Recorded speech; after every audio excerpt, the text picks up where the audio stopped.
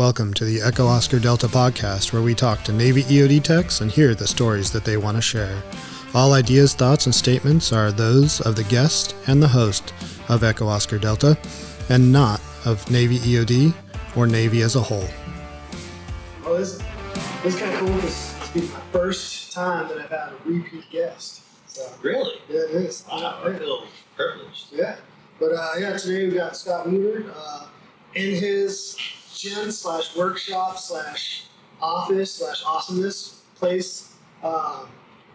You've been out, what, now almost a year? A tad bit over a year. Yeah, July of last year. That's right, yeah. When I got out, yep. So, yeah, I think we're going to go through a bunch of stuff we started talking about this morning, but yeah, by the way, I just want to point out, if you're watching and you see that we looked jacked, we got to work that in. It's not a big deal. Yeah, we were in the church. Oh, yeah. Church of Iron. But yeah, I mean, we talked about a bunch of things that we kind of want to go over, but I think it'd be cool to, I think everything will kind of tie back to expectations for getting out, and then what is it actually like, and the struggles, the goods, the bads, the kind of neutrals and whatnot. But yeah, man, I appreciate you coming down. No, I think it's awesome, man. When you hit me up saying you're going to be here, it's like you get excited because you get out of the brotherhood. So anybody that comes up in your neck of the woods, you're like, yes, come on, dude, come up and hang out. So it's awesome to have you up here, brother. I appreciate it. That's the challenge to all my other buddies. You guys need to get up here because he beat you. I'm not talking to Manny Schertz or Bernhard. Yeah, I will. You won. I think to start off though, you said there's a good story with this whiskey. Yeah, so we can start off right with the EOD story. So one of the kids I went through EOD school with, Josh Christie, a lot of the guys will know that name. He was a West Coast guy, amazing EOD tech. He was always the class clown, always making everybody laugh. Always had a smile, always in a great mood, had the best storytelling, just one of those kids that would just draw you in. Anyway, he did Afghanistan and Iraq and all that stuff with ODA teams, and did some really cool shit, like a lot of us got to do in the right times. Well, he ended up getting brain cancer, like terminal stage 4 brain cancer, and I think he might have made it maybe 6 months and then he passed away. Super unfortunate, very young, had a couple kids and a wife, and luckily our community took really good care of his family over there on the West Coast, so props to them and the unit he was with there. But one of his passions was making spirits. It started with brewing beer, and then he actually bought a store, and did the whole distillery and everything. And so his brand is this right here, Def Shepherd, and he made a few different types of liquors and gin and stuff like that. This rye whiskey right here. So he named it Def Shepherd because when he was in Afghanistan, everybody kind of inherits a deployment dog out there. So he got this mangy mutt that was deaf. Yeah. And fell in love with this thing, And so if anybody's ever done the paperwork to get a dog back home from Afghanistan, it's crazy. It's very expensive and it costs a lot of money. So he ended up going through all of that shit to bring this dog back. So when it came time to name his company, I'm sure he had a few of these. That's awesome. He was like, I should name it Def Shepherd. So that's where you get Def Shepherd. But everything has been distilled, by a Navy EOD cat, so it's pretty cool. So I have yet to break this open because he actually personally gave this to me about a month before he died. Well, maybe a couple months before he passed away. He actually just happened to be coming through Virginia Beach. And I haven't broken it up yet, so I figured this would be a good, why not, an EOD podcast to partake in Josh Christie's. We have a little bit of that.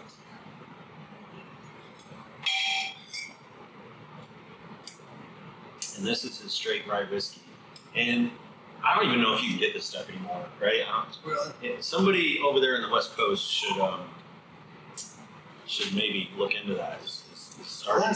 I'll ask Todd Neal, because I know Todd was talking about it when I did a podcast with him. Okay. So I don't know if I don't know either, but I'm sure somebody is. I'm just been so far detached, Yeah. like out of sight, out of mind, up here in Michigan. yeah. So I'm sure somebody might be trying to restart that, which is cool. Well, that's awesome. But yeah, cheers to Josh. Cheers to Josh.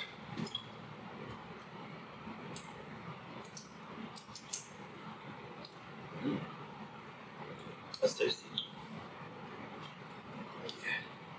Yeah. So there we go. There I was. Cool, I know, right? So yeah, I mean, we I know after the podcast, the first one we did, right? And I think this happens a lot, right? People agree to do it, and they'll be like, I don't, do it, but I don't know if I have that much to tell, right? And then after, like, as you start going, afterwards you're like, oh man, I didn't even talk about this or that or the other, right? Yeah. So there's like all kinds of stuff, and like we can definitely get into that whenever you want as we go up. If there's other things that pop up, feel free to tell a story. They're always good. Yeah. But like I said, you've been out for just over a year now. Made all those transitions from military life, people telling you what to do, when to do it, right? Even though you got out as senior chief, right? Yeah. There's still somebody telling you what to do. Always. It doesn't matter. But now you got you're kind of on your own term, and yeah, you got a job or two, but you can kind of leave those whenever you want. Yeah. No, Right. it's way more freedom. It is awesome, and yeah, we can definitely talk about that transition, especially since I'm fresh, still kind of wet behind the ears on it, because it's way more difficult than you think while you're in it. You're getting ready to come up on this stage, and we talked a little bit about it earlier, but you don't think, when you're in your last 2 years, you're not really stressing, or you don't really think. You hear about those guys that go into this like crazy depression when they get out, or have these anxiety attacks, all that stuff. You're like, nah, me, dude. Right. I don't have that. And man, I'm here to tell you, 100%, it's all true. It all happens. It's just kind of like when it finally hits you, I think maybe more for more of the combat vets, but it would be the same for anybody. It's you've built your life, your whole adult identity has been based around EOD, because it consumes so much of your life. Training, it's a lifestyle, and 100% it is. You have to be committed to be successful, right? So when all of that goes away, like in a day, it's such a shock to the system that is invisible, that you don't even realize it's happening. Yeah, you miss the brotherhood and all that stuff, especially me, or guys that have moved completely away from Virginia Beach. I moved up here to Michigan for a couple reasons. One, I hate the heat. You guys can keep that shit. I'm a bitch in the heat. And also, my wife from Canada, so I dragged her around long enough down there in Virginia Beach. I was like, we need to be closer to her family. And then I absolutely love Michigan. An amazing state, and you get to have all of this. A 5-acre farm with a 2,000 square foot shop, and I get all my toys. Like, it's been awesome. But that transition is very, very hard. And we can get into that too, because the mental and the emotional catches up to you big time. And I think it's when guys are doing it, it's around that midlife crisis time. That's true. Yeah. You're early to mid to late 40s, and you've given up everything you've ever known. Mm-hmm. And even if you kind of go into something similar, which a lot of us do, I think it's still a huge thing. And I remember hearing guys, I won't say any names, like, that I looked up to, that would tell me, like, dude, they had to pull over the side of the road because they had an anxiety attack, and like, just physically couldn't function. And I was like, that didn't make sense to me until it happened to me, So that mental health piece is a huge thing. It's a huge thing. And after just going through it and kind of experimenting and learning and doing things to help me get through it has been huge. And I can tell you this, man, still leaning on the brotherhood is probably the best thing that helped me get through it. You know, having your 2 or 3 guys, like the Mandy Sherms, Mandy Bernhards, those kind of guys that, you know, were always there on the phone. Like that means they'll never know how much that means. That is a lifesaver for a lot of dudes. So always keep that network when you're getting out. And then also maybe realizing like it is going to be very hard, even if you have a job and you're all set up, you know, and you know, a lot of us combat vets come out full retirement, full medical, all that stuff. So you're secure financially, right? But it's everything else that you don't think about. I think you should just maybe look into that, like looking at going to counseling, finding a therapist. You know, like that was huge. We talked about that at the VA. Like I'm experiencing. Everybody bitches about the VA, but it's actually considering a bunch of other countries, and we get taken pretty good care of, especially in our communities, right? So finding that someone, like I was telling you, like the first counselor or therapist they gave me was absolutely horrible shit. So then I started getting a bad taste for it, right? Believing all the bad things about the VA. You just find one that really works and connects with you and get that help, man.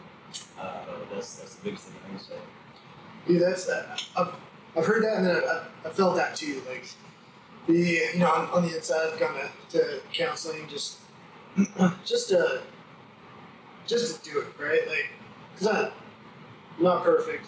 Sorry to spoiler, you know. Like, so I was like, all right, let's see what's out there. Let's see. I got stuff I can work on, right? And like, I've talked to one individual, and like, it just, for me, it wasn't like that big of a turn off, but it just wasn't there. It wasn't anything that I was like, okay, I definitely want to come back. Yeah. This is helping. You know? You have to vibe with them. Yeah. You do. And I think that's like when I talk to people who just swear off any type of mental counseling, mental health, whatever. A lot of times it's they got the wrong person first. And and if you're in a place, it stinks if you're in a place where you don't have the options. There's not multiple people that you could go to, but if there is, like I know one of the things I'm terrible at in literally every facet of life, but like every portion of medical, if I set up an appointment and when I leave there, I don't set up the next one, I won't ever do it, right? And we're all the same. Yeah. So like the counseling is the same way. Like, you know, if you leave that appointment, you're like, man, I don't want to set up another one with this counselor. Like, just suck it up and call and be like, hey, I don't want to set it up with that one. Set me up with another. Give it a fair shot. It's kind of like being in a mobile unit when it's terrible. Command climate's horrible, and I remember one of my chiefs at one point told me like, hey man, it's not always going to be like this. Just go to shore duty, do some time there, and just make your decision. Like, get you another command. I have me up for shore duty that time. The only time so far. But typical. Yeah, but like, yeah, it's good. Like, I like hearing that you made that connection to a second one, and then it ended up like working out. Yeah. Helping. Well, I think, especially as old timers, it's kind of like there's a stigma on going, right? And like you're not well, and you won't make a good operator if you have to go to mental health, right? Which is absolutely not the truth. Right. So I think, and even to this day, I try to lead guys down that way, because there's still guys that I know for a fact that are still in right now, that I've tried to help out in that aspect of being the man that said, hell yeah, dude, I need to talk to somebody that they could really, really benefit from it. But there's still some guys that are just like, dead set against it, dude. Yeah. They're just like, no, not gonna help me. I don't need that shit. And in an aspect, if that's your thing, then man, find your two guys that you can talk to vent and get shit off, and get that other perspective, especially for someone that's been in your shoes. That's really a big one, That's why having an EOD brother, or SEAL brother, whatever, that's been there and done it, and can understand exactly where you're coming from. When you talk and tell them, marital problems, like that was for me, got out, midlife crisis, brotherhood gone, marriage going through some very, very rough times, just all of it compounding at once, right? And I think that's what really did it, was just everything. Moving out of Virginia Beach, selling a house, buying a house, just like all that, all hit me at once, and then I had an anxiety attack. I've never fucking had one of those in my life, dude. And I'm like, what the hell's wrong with you? But the first thing you do is you pick up the phone and call your brother, and they're on that line, man. That is the best thing that we do, because we don't even talk about the veteran suicide. Everybody knows about that, but it's a real thing. Like when I moved up here, you find out Mike Day killed himself, the SEAL. And he was my care coalition guy when I got injured in Afghanistan. And for those of you that don't know Mike Day, absolute fucking hero. He got shot 27 times. Silver Star, all that stuff. But so to have that mentor that was like this guy was unkillable, untouchable, right? And then he committed suicide and killed himself. Bro, that's fucking huge. And then after going through what I did, I'm like, I can see how that happens, if you don't reach out. Yeah. And you don't have to be a combat vet. Everybody goes through shit, dude. Everybody goes through depression. Everybody has anxiety. If you're a new guy on a fucking team, man, you remember how stressful that was?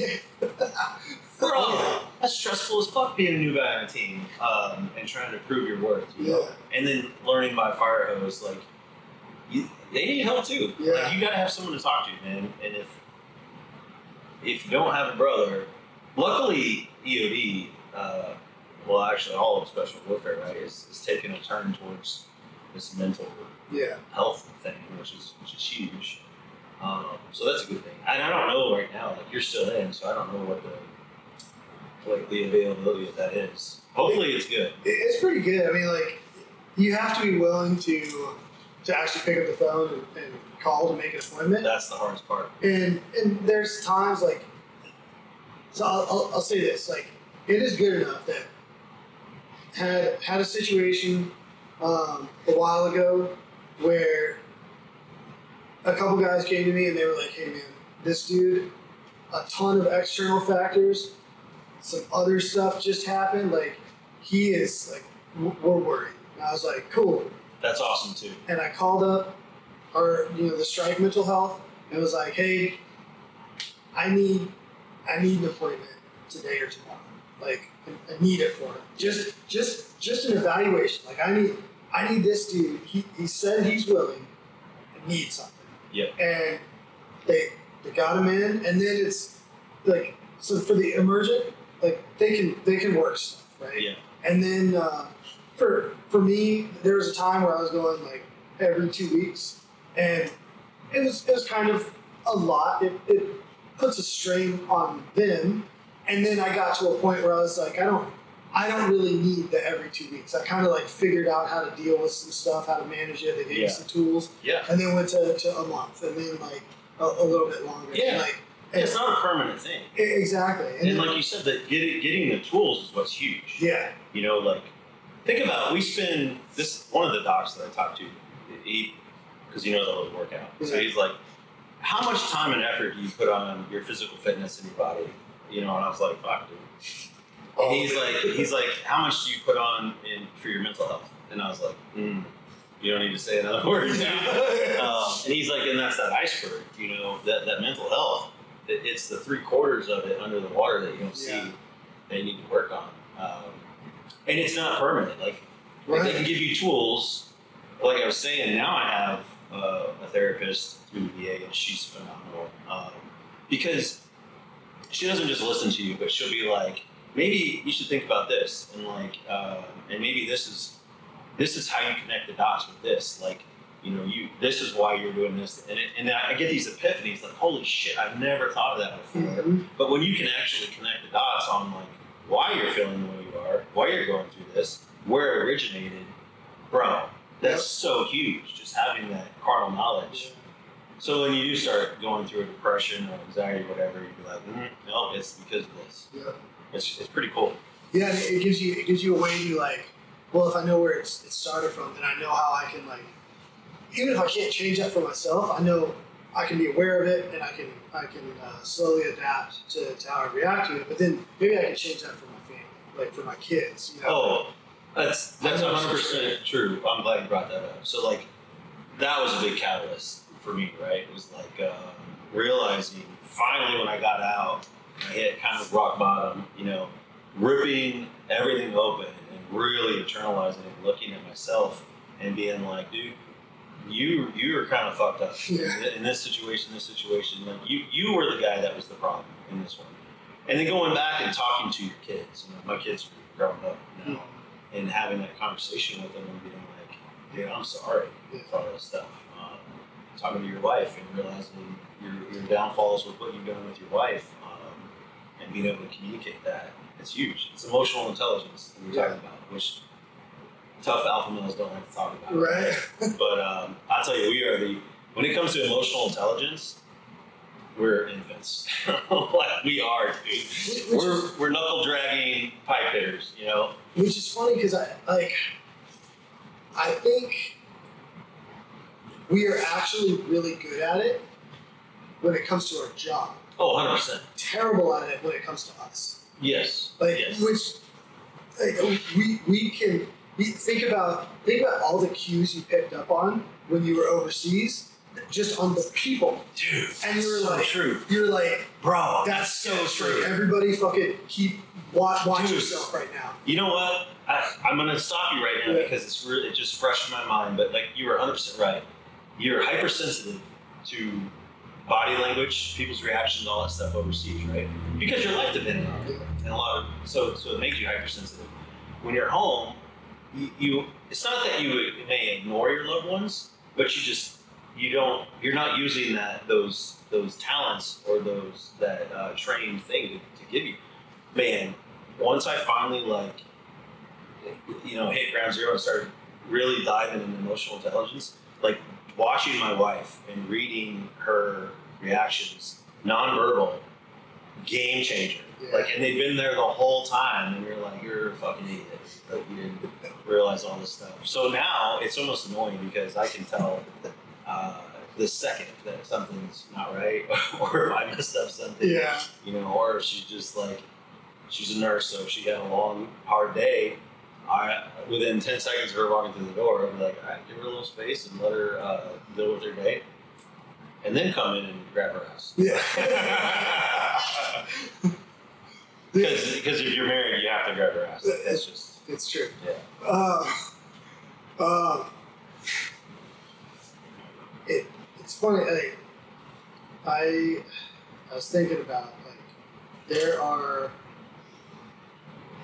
a bunch of cues. I'm not going to give a bunch of examples because some people know me and they know my wife. But there's things that have happened, right? That my wife will say something a certain way, and I'll like, why she gotta be like that? And then I'm pause. And this is that emotional intelligence that I'm slowly trying to work on. 5 years ago, I just been like, gosh, she's being a dick. Yeah. But now I'm like, wait, I do that to her. Yes. And so acknowledging that, I'm like, okay, now that I acknowledge that she did that, and that makes me feel like I just want to punch something, and I realize that I do that, it probably makes her feel like she just wants to punch me. Yeah. Okay, maybe I need to be a little more aware. I'm sure if you asked her, she'd be like, I see no change. But slowly. Yeah. No, that's awesome you're doing it. Look at us, dude. A couple of alpha males talking about feelings. Yeah. It's crazy how shit has gotten. But it is. I kind of wish I would have had these tools, 20 years ago. One of the things that I've noticed about the EOD community, and just because I haven't spent a ton of time in the last, I don't know, No, that's not true. In the last like 5 or 6 years with other communities, I spent a lot more time with EOD, just because of the way the deployments have gone. But I've noticed that when like me as an E6 and the brand new chief had senior chiefs and master chiefs that would come in and are more willing to talk about like this kind of stuff. Yeah. Because they like it was not when they were E6s and brand new chiefs. No, dude. It was just like, and part of me wants to say like, I get it because it was height of wars. Like your job is get ready to deploy, come home, have a week or two, get ready to deploy, Yep. right? Like that's what you did. Yeah. And that was the way they were raised in the community too. So Exactly. Monkey see, monkey do. Yep. And then now that there is this focus in the special operations community, and hopefully it starts trickling down to like the regular Army, regular Navy. But now that there is this focus, they're more willing to come in and be like, hey, look, I ruined my family doing exactly what you're doing. Like, I'm not telling you what to do, I'm just telling you. Yeah. If you keep doing that. Yep, you're going to end up divorced and all that other stuff. Yeah. And this is going to resonate with a lot of dudes, I'm sure. Yeah. So we're not just being bitches talking about feelings. We're going to kiss after this. Maybe. It's been a long time since I've had an Navy EOD guy, so there might be some stuff. No, but I think it's a great thing, man. Yeah. I get the alpha, like, you know, especially when we were coming up, right? Going to war, like, you gotta have meat eaters. Yeah. Dude. You gotta have pipe hitting meat eaters. You gotta have that. And if anybody that knows me, that's me. Like, Mm-hmm. I'm definitely 100% like that. There has to be this balance, though. Like, I think that should be the future. Should be like, hard motherfuckers, Mm-hmm. but also tap into a little bit of that empathy and that emotional intelligence. Because you will ruin your home life, your family life, your loved ones. Like the people that you love the most are the ones that get hurt the most. Yep. Yeah. And what I've noticed, and you know, like I feel like I am part of this, right? But I can point to a lot of other dudes that are way better than me. When I say this, the dudes that you can be vulnerable in the sense that you can talk about, like, hey, I need help for X, Y, and Z. Like, I can't deal with this mentally. Like, I can deal with all the physical things. Like, I can just force myself through that. Yeah. There's some mental things that, like, I just need help with, right? Which is way harder to say that you need help. It is, yeah. And you can get help with that. And then when it's time to turn that off and, like, not care about yourself and go on deployment and get it, you can do that, right? And, like, that's, you know, that's the hard part about coming home from a deployment, whether it's a combat deployment or not, is like, whenever I go out on deployment expecting that at some point it's going to turn into a combat deployment. Whether it does or not, I don't know. You should have it. Exactly. You're a good EOD tech if you think that. Exactly. Because if you don't, you're going to be caught off guard. Like, stuff goes awry, and like all of a sudden you're on a carrier, and next thing you know, you're in Afghanistan.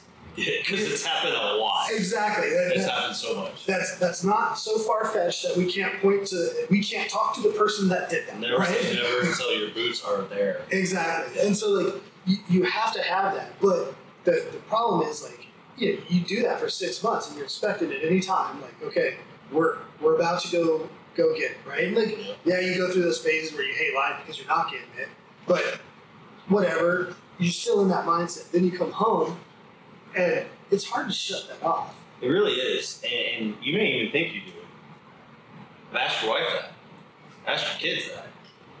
And that's one thing I didn't realize either. You know, you come home and you're like, what the hell? Like, I'm a fucking hero. Like, I just came off deployment, you know, saving the world, and why am I not getting all this attention? But you really need to look into, like, maybe from their perspective. Yeah. You know, she's been managing shit for 6-7 months while you're gone, and as a way of life, coping without you.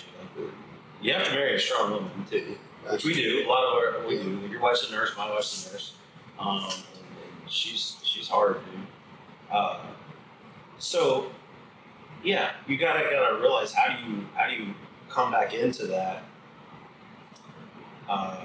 flawlessly. It's not possible. Yeah, absolutely.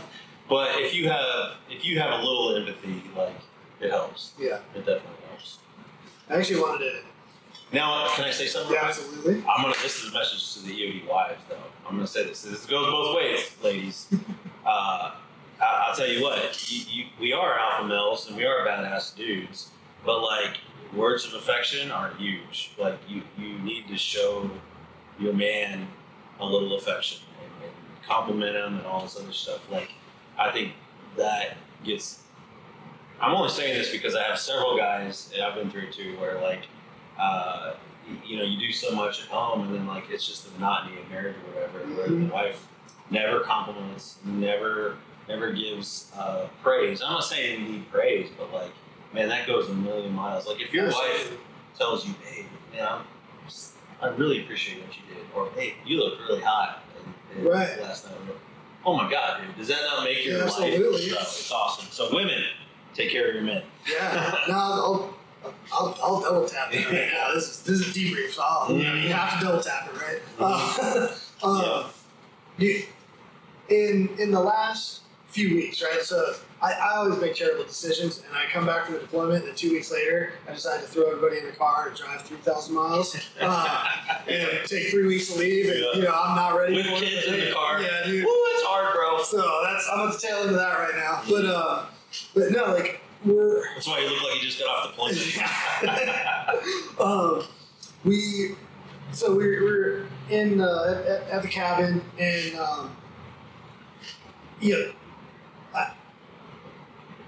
my wife said something. I can't remember exactly what it was, but it was something like that. Like, something about how like, complimenting how I look. How, dude, whatever. And does that not put you on like cloud nine? It's funny because it put me to a place where I was like, why do I feel so good? Like, it's insane, right? It is. Yeah. And then it makes me think, like, okay, that's it.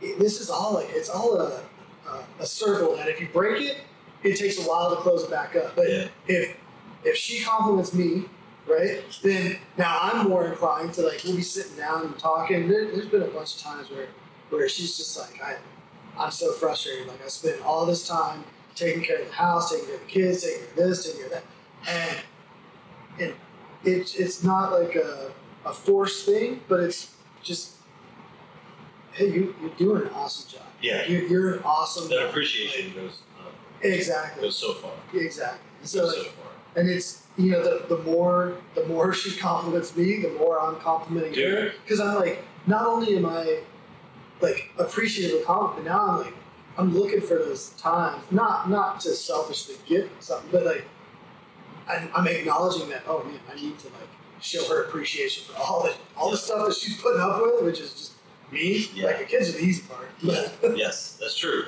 The kids are the easy part. We're definitely the hard part. Yeah. No, that's so true. That's so true. Like, I compliment my wife. I tell her all the time, you're so hot. Like, yeah. And so when you get it back, it's crazy. It makes me want to find out your woman's love language and feed that thing, man. So active service is a lot of women's, doing stuff around the house or whatever. So if I get a compliment, bro, I'm like actively trying to like do laundry, fold clothes, like make the bed,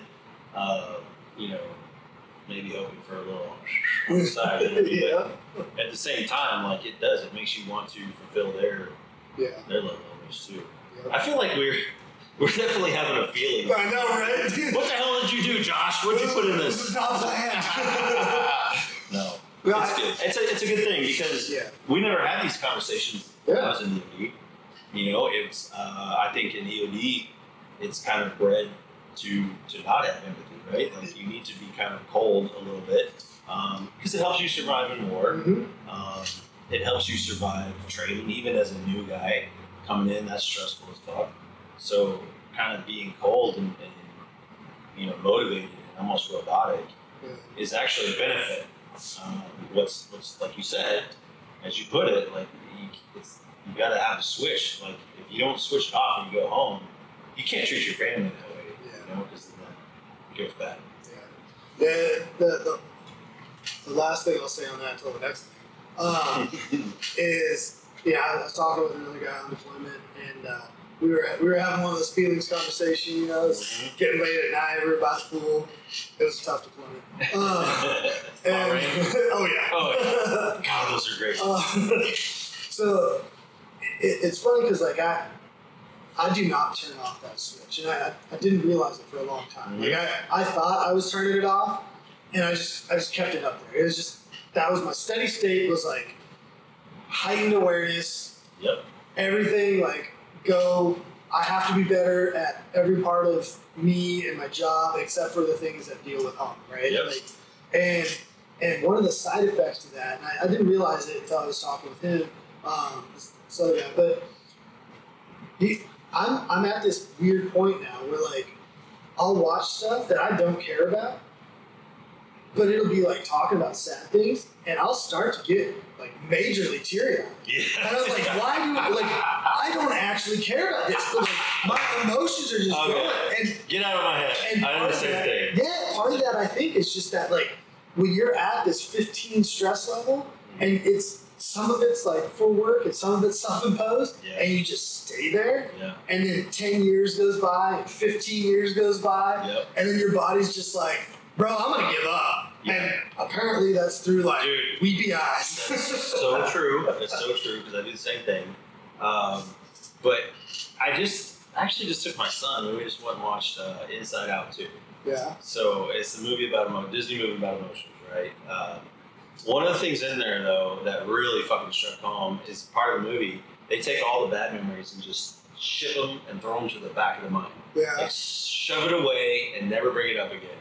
But then at the end of the movie, that shit piled up, and it was just like massive, and it caused like this avalanche, right, of all these bad memories. So it's very similar, man. We are so good at that. Mm-hmm. Just push it away, throw it down there, don't bring it up again. Yep. You know, because you have to be the man, you have to be strong as a husband. You know, you have to be the provider, the protector, like all those things. And so, you know, typically in America. Historically, like the men are not supposed to be like that. You know? Right. You're just supposed to suck it up, dude, and carry on, protect your wife or protect your family, provide for your family, and not be emotional, right? And I think it's caused. Think about like go back in time and your grandparents. One of the greatest generations ever. You know, my grandfathers were in World War. I just found out, by the way, too, that my grandfather was in the Coast Guard in the PT boats in World War II. Really? And like saw a lot of shit, and I never knew that. Like my dad never told me that. So that was kind of cool to learn that history. But you know, he had a history of alcohol abuse and abuse and all that other stuff. So it's like that, and that's probably a very common story. Right? Yeah. Oh yeah. And those guys are just shoving all that shit down, and then they go to drinking, and then it comes back up, and then everybody gets abused around them. So I think we're doing good by realizing that. Yeah. And maybe trying to head it off. You know? Yeah. Like I think the whole purpose of like being willing to talk about this stuff is a lot of the. Like when we've been talking before we started this, and then just in a lot of conversations that I've had, either through that conversation I'm like, oh man, I do that. Like now I didn't realize it, but I do that, or I thought that, and being able to just say whatever it is that we're thinking, the things that we've gone through, and being secure enough, and that's a huge benefit to this job is like. Even if you haven't done a combat deployment, the fact that you work with live explosives, you're probably a pretty good shot, even if you're terrible, which most of you are, obviously. Like you've jumped out of airplanes, you've dove probably pretty deep, like you've done all these things. The stress of performing at that level on a team. Yeah. It's stressful, yeah. Yeah, and but you can look to that and be like, okay, like I know a million people that haven't done anything close to that, right? Mm-hmm. Like I've got a lot of things that I can be like, you know what? You can make fun of me for talking about like my feelings every once in a while, but I've also done some pretty cool stuff, so Yeah. I don't actually care that you're making fun of me. 100%. So like, You gotta be secure in your man. yeah. I'm definitely secure in my man. You got it. You got it. That's awesome. Tying the coming back from deployment and the feelings of like you're at this heightened thing, right? And you're coming back from deployment, and it's hard to like integrate into what is there. If you were to think about that in terms of how you felt coming back from the different deployments that you did Yeah. to getting off of active duty and being retired, because there are similarities. You've been getting good at this. Yeah, you know, Bro, that is been a studying great in my off question. time. So I've never thought of that before, but that raises a very good question. I think there's definitely similarities, but if you want to be 100% honest, getting out of the military, retirement is harder than coming off of deployment. I think because coming out, there are so many similarities. Now that you're saying that, like all this shit's running through my head, right? It's very similar, but you assimilate back into EOD, right? So you never really leave it, you know. Yeah. So you assimilate back into the daily grind, the brotherhood, the coking and joking, all the gay jokes, right? Which I pulled one on you earlier, but it got you good. But you know, you assimilate into that. Brad Kelly hates this, but it's like a tribalism, dude. He hates tribalism. And he's right about it. He talks about politics. Yeah. He's fucking 100% right about that. We don't need to go into that. Maybe we will. Talk about it. Start getting shots. But anyway, where was I? See, this is the blown up several times. The coming back. Oh yeah, coming back from deployment or retirement, right? Where the retirement is harder is you don't assimilate back into the team, right?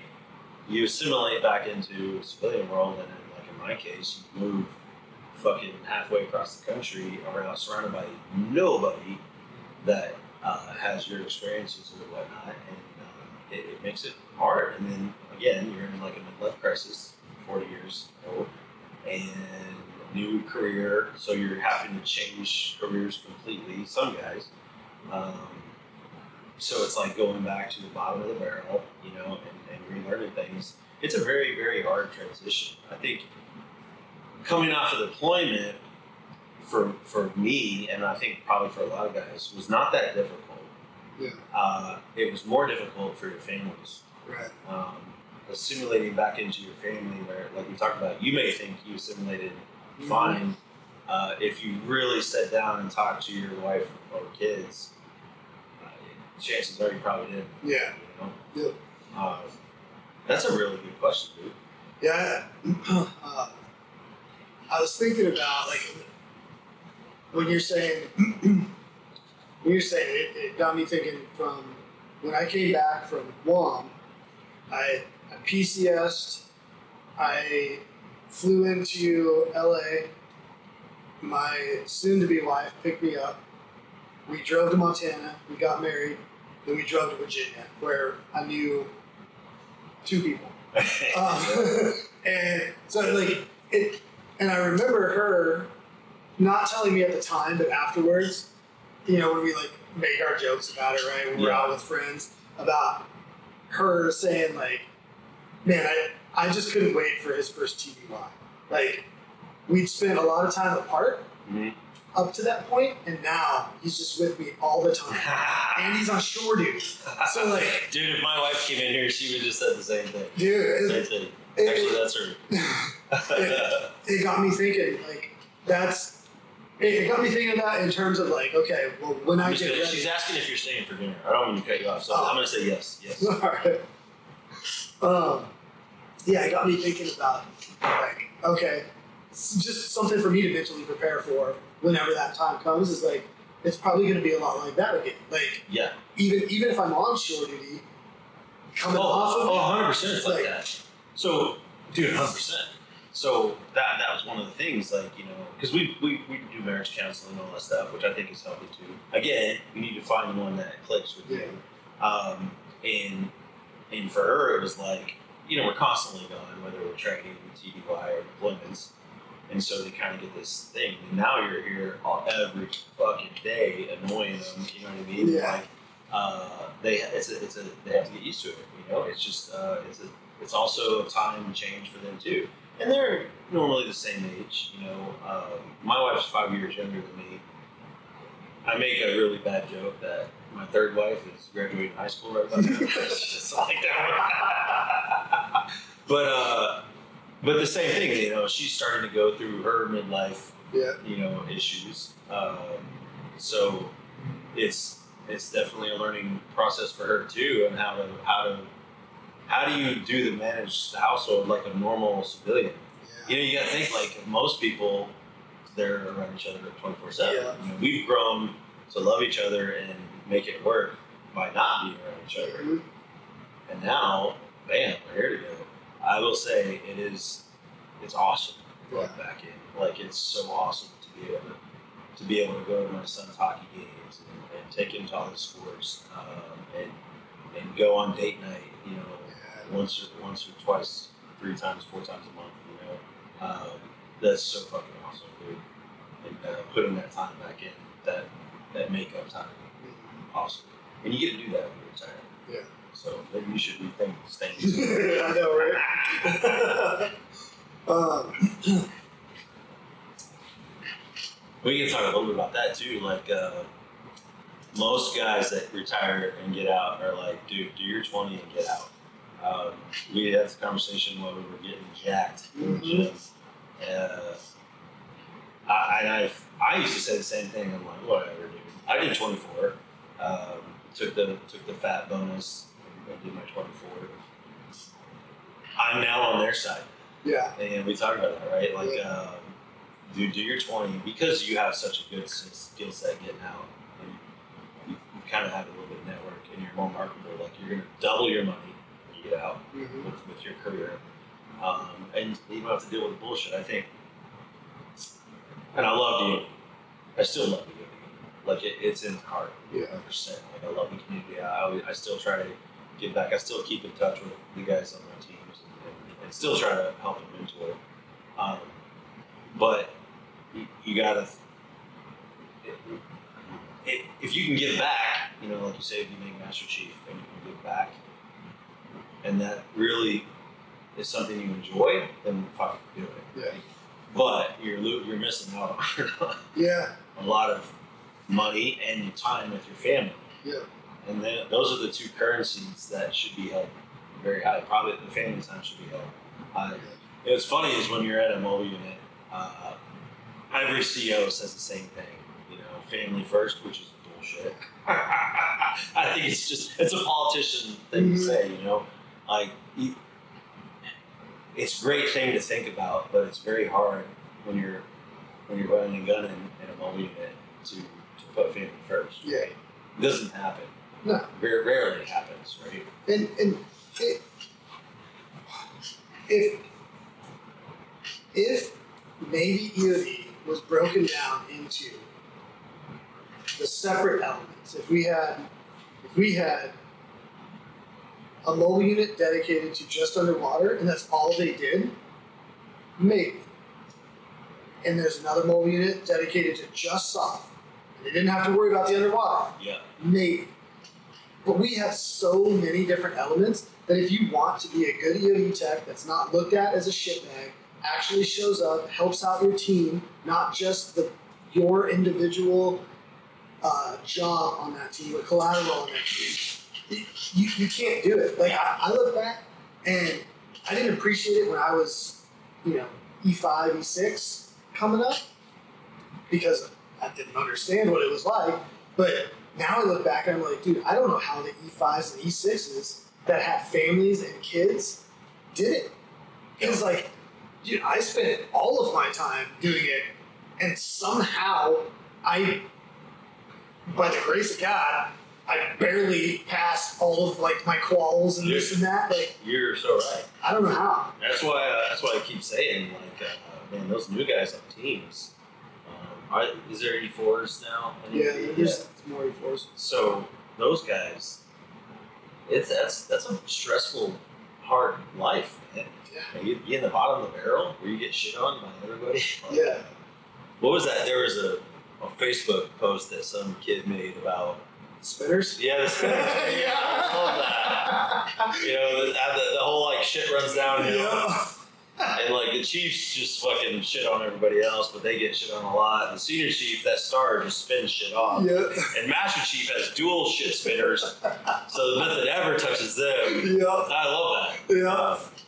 And it's reminiscing back on your career coming in. I came in as an E5, you know, right into the wars. Yeah. Dude.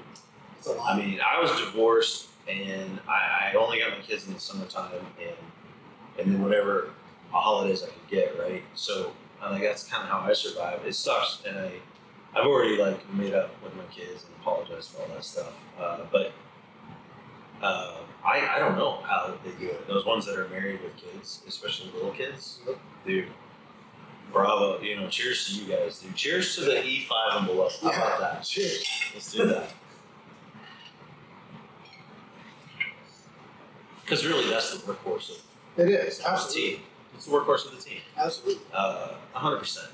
That's the workhorse of the team. They're the ones that are getting this shit done. It's actually funny. Like I thought as I like made rank, there were certain things that I thought, you know, like a chief, like a good chief should do, or like the shitty chief does, you know, or like the senior chief, the master chief, like all these things, right? And a lot of those have been disproven. Like as a chief, I thought when I first made chief, like I'm gonna be down with the boys all the time. Yeah. And then you start to realize, like, okay, if I'm down with the workhorses, the dudes that are getting all the tools ready, that are setting up the training so that when I show up, we can actually do that training and it's ready to go. Yeah. If I'm down there setting up the tools with them, getting everything ready, spick and span, that training area that we're going to, turns out that wasn't scheduled. Yeah. Right? Like No, you're right. It's a hard balance, you know. It is. And a lot of dudes say this too. Like the best job in EOD is being a team chief, and I agree with that. I think that was the most rewarding. Yeah. Hard job. Yeah. And you do work your ass off because you're trying to balance both, right? You're trying to balance the upper echelon and the head shed and all the admin bullshit. If you have a good officer, which I did, like awesome, it helps out a lot. But then you're also mentoring and training these dudes, but also being like kind of a friend too. It's tough. Mm-hmm. It's a very hard job, but god damn, that was rewarding. Yeah. That was my favorite. Wars, I did Iraq, Afghanistan. Got to see some good action and do some really good EOD work overseas, and I cherish that. But like my time as the team chief is like, dude, it's up there. It's up there with one of the top things I got to do in EOD. And my new guys on that team still talk to me to this day, so it's a good thing. Yeah, absolutely. Yep. Yeah, it's one of those things that like, as I now move up, the thing that I'm thinking about is like, I have to keep acknowledging that, like, I can't just crap on the E4 and E5.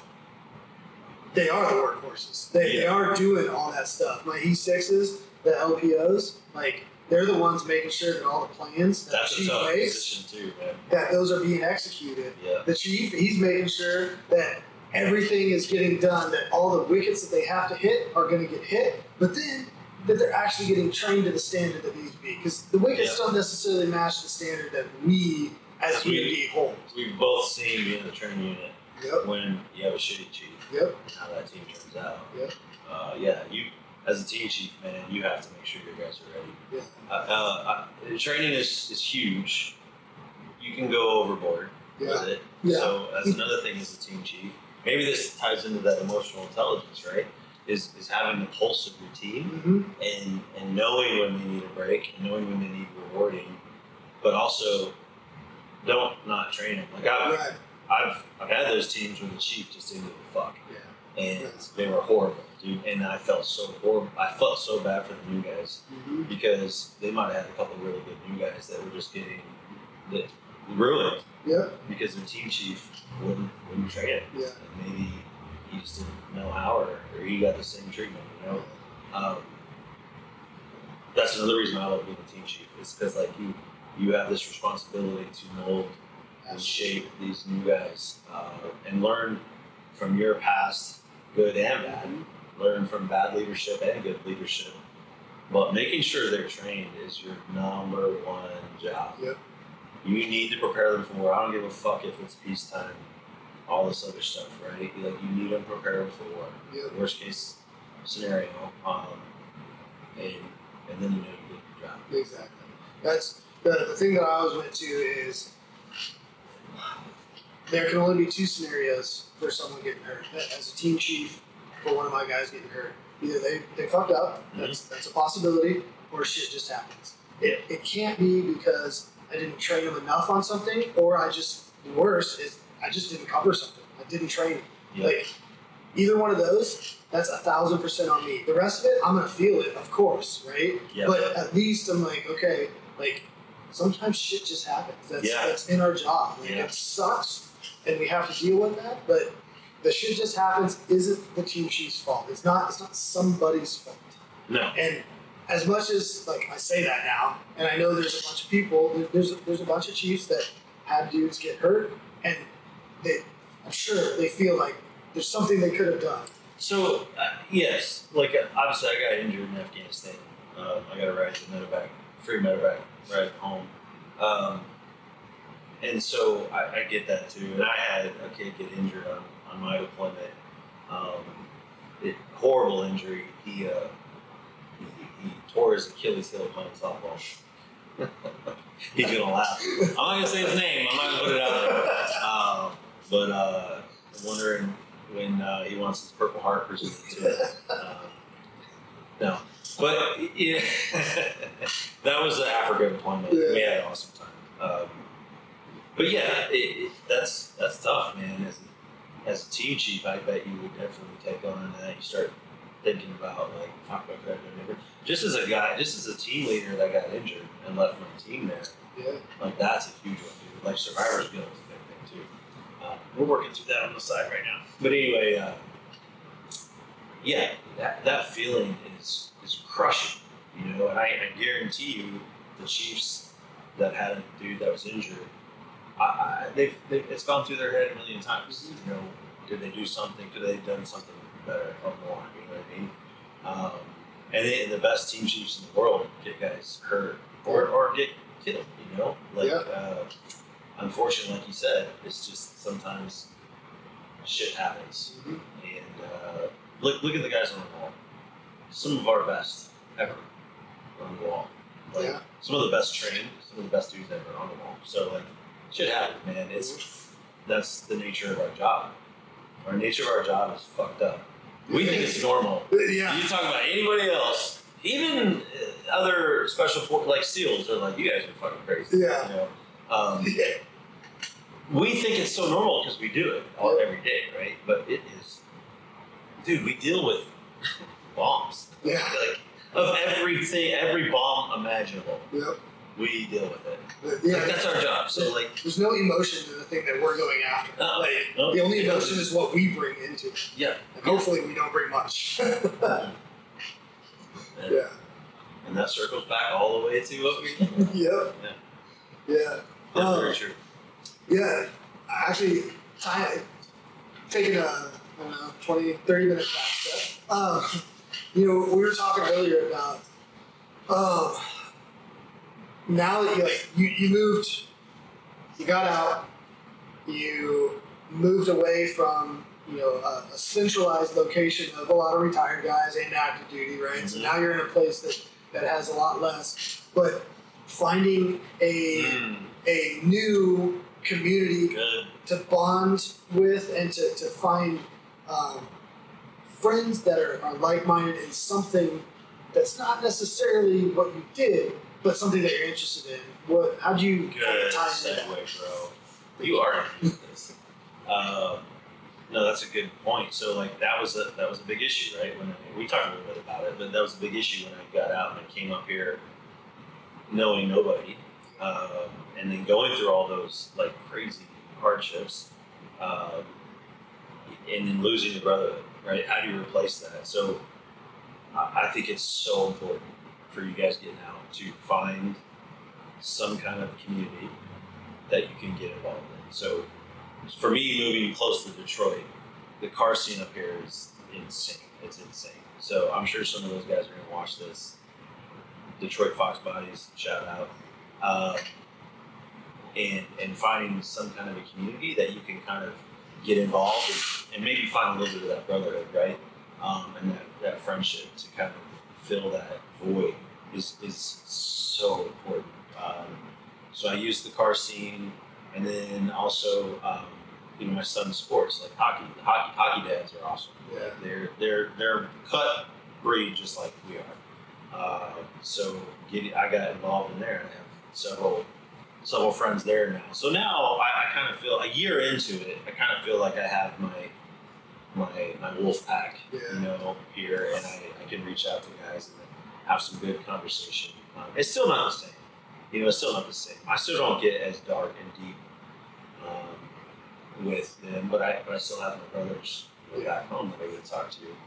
But having that community to replace that loss is, it's, in my opinion, it's 100% needable. Like, you have to do it. You have to do it. Yeah. And you have to go out and do it. Like, we talked about this too, when I first got out and I was going through all this depression and all this stuff. I didn't talk to anybody. I was just to myself, like, fuck the world, like, blah, blah, blah, all that same attitude. And that was the wrong way to go, dude. Totally different now. And now I'm going to strike up conversations with guys at hockey games or soccer games or whatever he's playing, the flavor of the month, and make friends, or like the car scene and all that stuff. It's so important to do that. It's interesting because I wasn't thinking about it when I asked the question, but it actually tied back to in our last podcast, so go listen to that one if you haven't. How you talked about, even while you're in, having some type of external thing that gets you away from just the daily grind of EOD or whatever military thing you're doing. So whether it's EOD or not, but having specifically for you, the Fox Bodies, the cars has always been an interest in being able to have friends outside of just this, so that it as I'm talking, has me thinking like that I guarantee made it a little bit easier when you come out here and then you're like, oh wait, I'm right near Detroit. Like, dude, that's an easy tie-in. Dude, 100%. Took a minute. No, that's good, because I do now remember talking about that and how important it is, and it is. Like, if you're still in EOD, I think it's good to develop those relationships outside of work, because it's also a little bit like therapy. Yeah. You will go nuts if that's all you do and you're obsessive compulsive about one thing, right? You need to have a break and release with something you love, whether it be woodworking like Jeff O'Connor, or cars, or whatever, surfing. Find your little hobby that breaks you away, because again, it's that we work on our bodies and physical fitness so much. Just give back to your mental health a little bit, and it does. It's therapy. Yeah, absolutely. And I don't know if you want to share this story. I think it'd be cool for you. But well, then I got to do it. Your obsessiveness with working out and tying that into vacations. Oh yeah. And I don't know. I just thought it was pretty cool how you found a workout buddy. Oh yeah. Halfway across the world. Yeah, I know. Everybody thinks I'm crazy because I work out on vacation. My mom's like, she'll even comment. She's like, "You're on vacation. Stop it."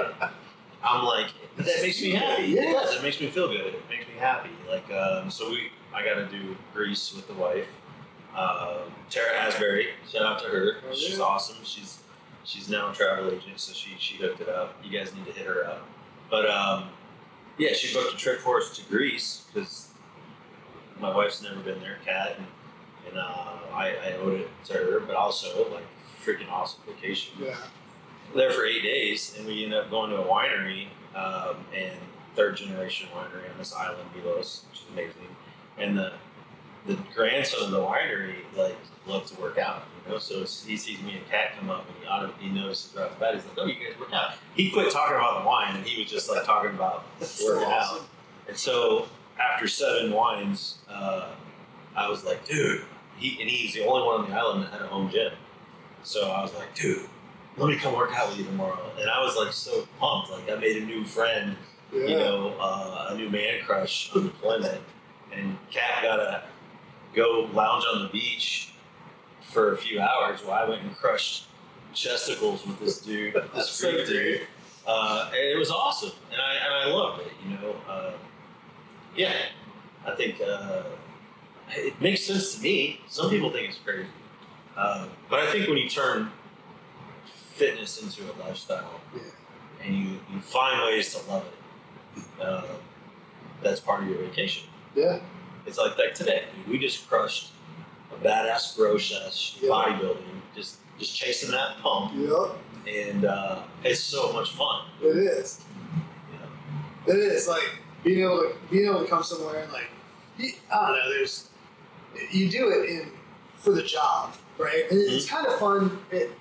Like the workout we did today, it wasn't because I need to carry a rock or I need to do this and that. It was just selfish. We just wanted to do a workout, man. Just purely selfish. Yeah. And chesticles and tricycles. Exactly. Yeah. Yeah. It's tries for the guys. Yep. I'm trying to think. I know that I wanted to bring up something else specifically, but I can't remember what it was now. I don't know what else you got. That's a good question. So working now, that's another thing too. Like you guys are blessed when you do retire. There's a lot of work out there for you. There's great opportunities to make good money. Sometimes it sucks because it's like locale specific, right? Yeah. Luckily, there's few jobs out there that you can work from home. So I started working from home contracting for the Air Force and the CFIUS team, so Committee for Foreign Intelligence, Foreign Investment in the U.S., running cases like that. So that's been kind of cool and keeping me, my intellectual stimulated, which is a big thing. It's a big plus. And that's kind of what I've been doing. I've just been diving into work, my future career, right?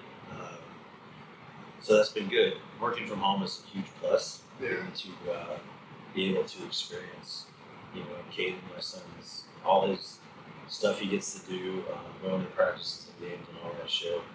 And then getting to do date night whenever with the wife is awesome. That's pretty much it, dude. I'm actually, and this is also a warning too to you guys, because they got warned to me too. Is you're gonna be more busy when you retire. You retire, you think you're gonna live the easy life, and then all these opportunities start popping up, and you're like, you don't want to let it go, so you just take it. I'm gonna do this, and this, and then before you know it, your plate is fucking overflowing again. Yeah. And then you're like, shit. So be wary on taking up too much, because again, that just throws you right back into that same boat. Yeah. You've earned a little bit of relaxation. Yeah. Yeah.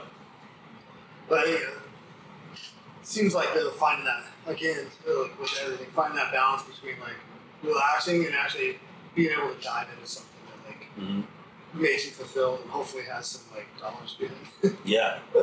That's a tough one. Yeah. That's a tough one. But it definitely helps. And so many people told me that too.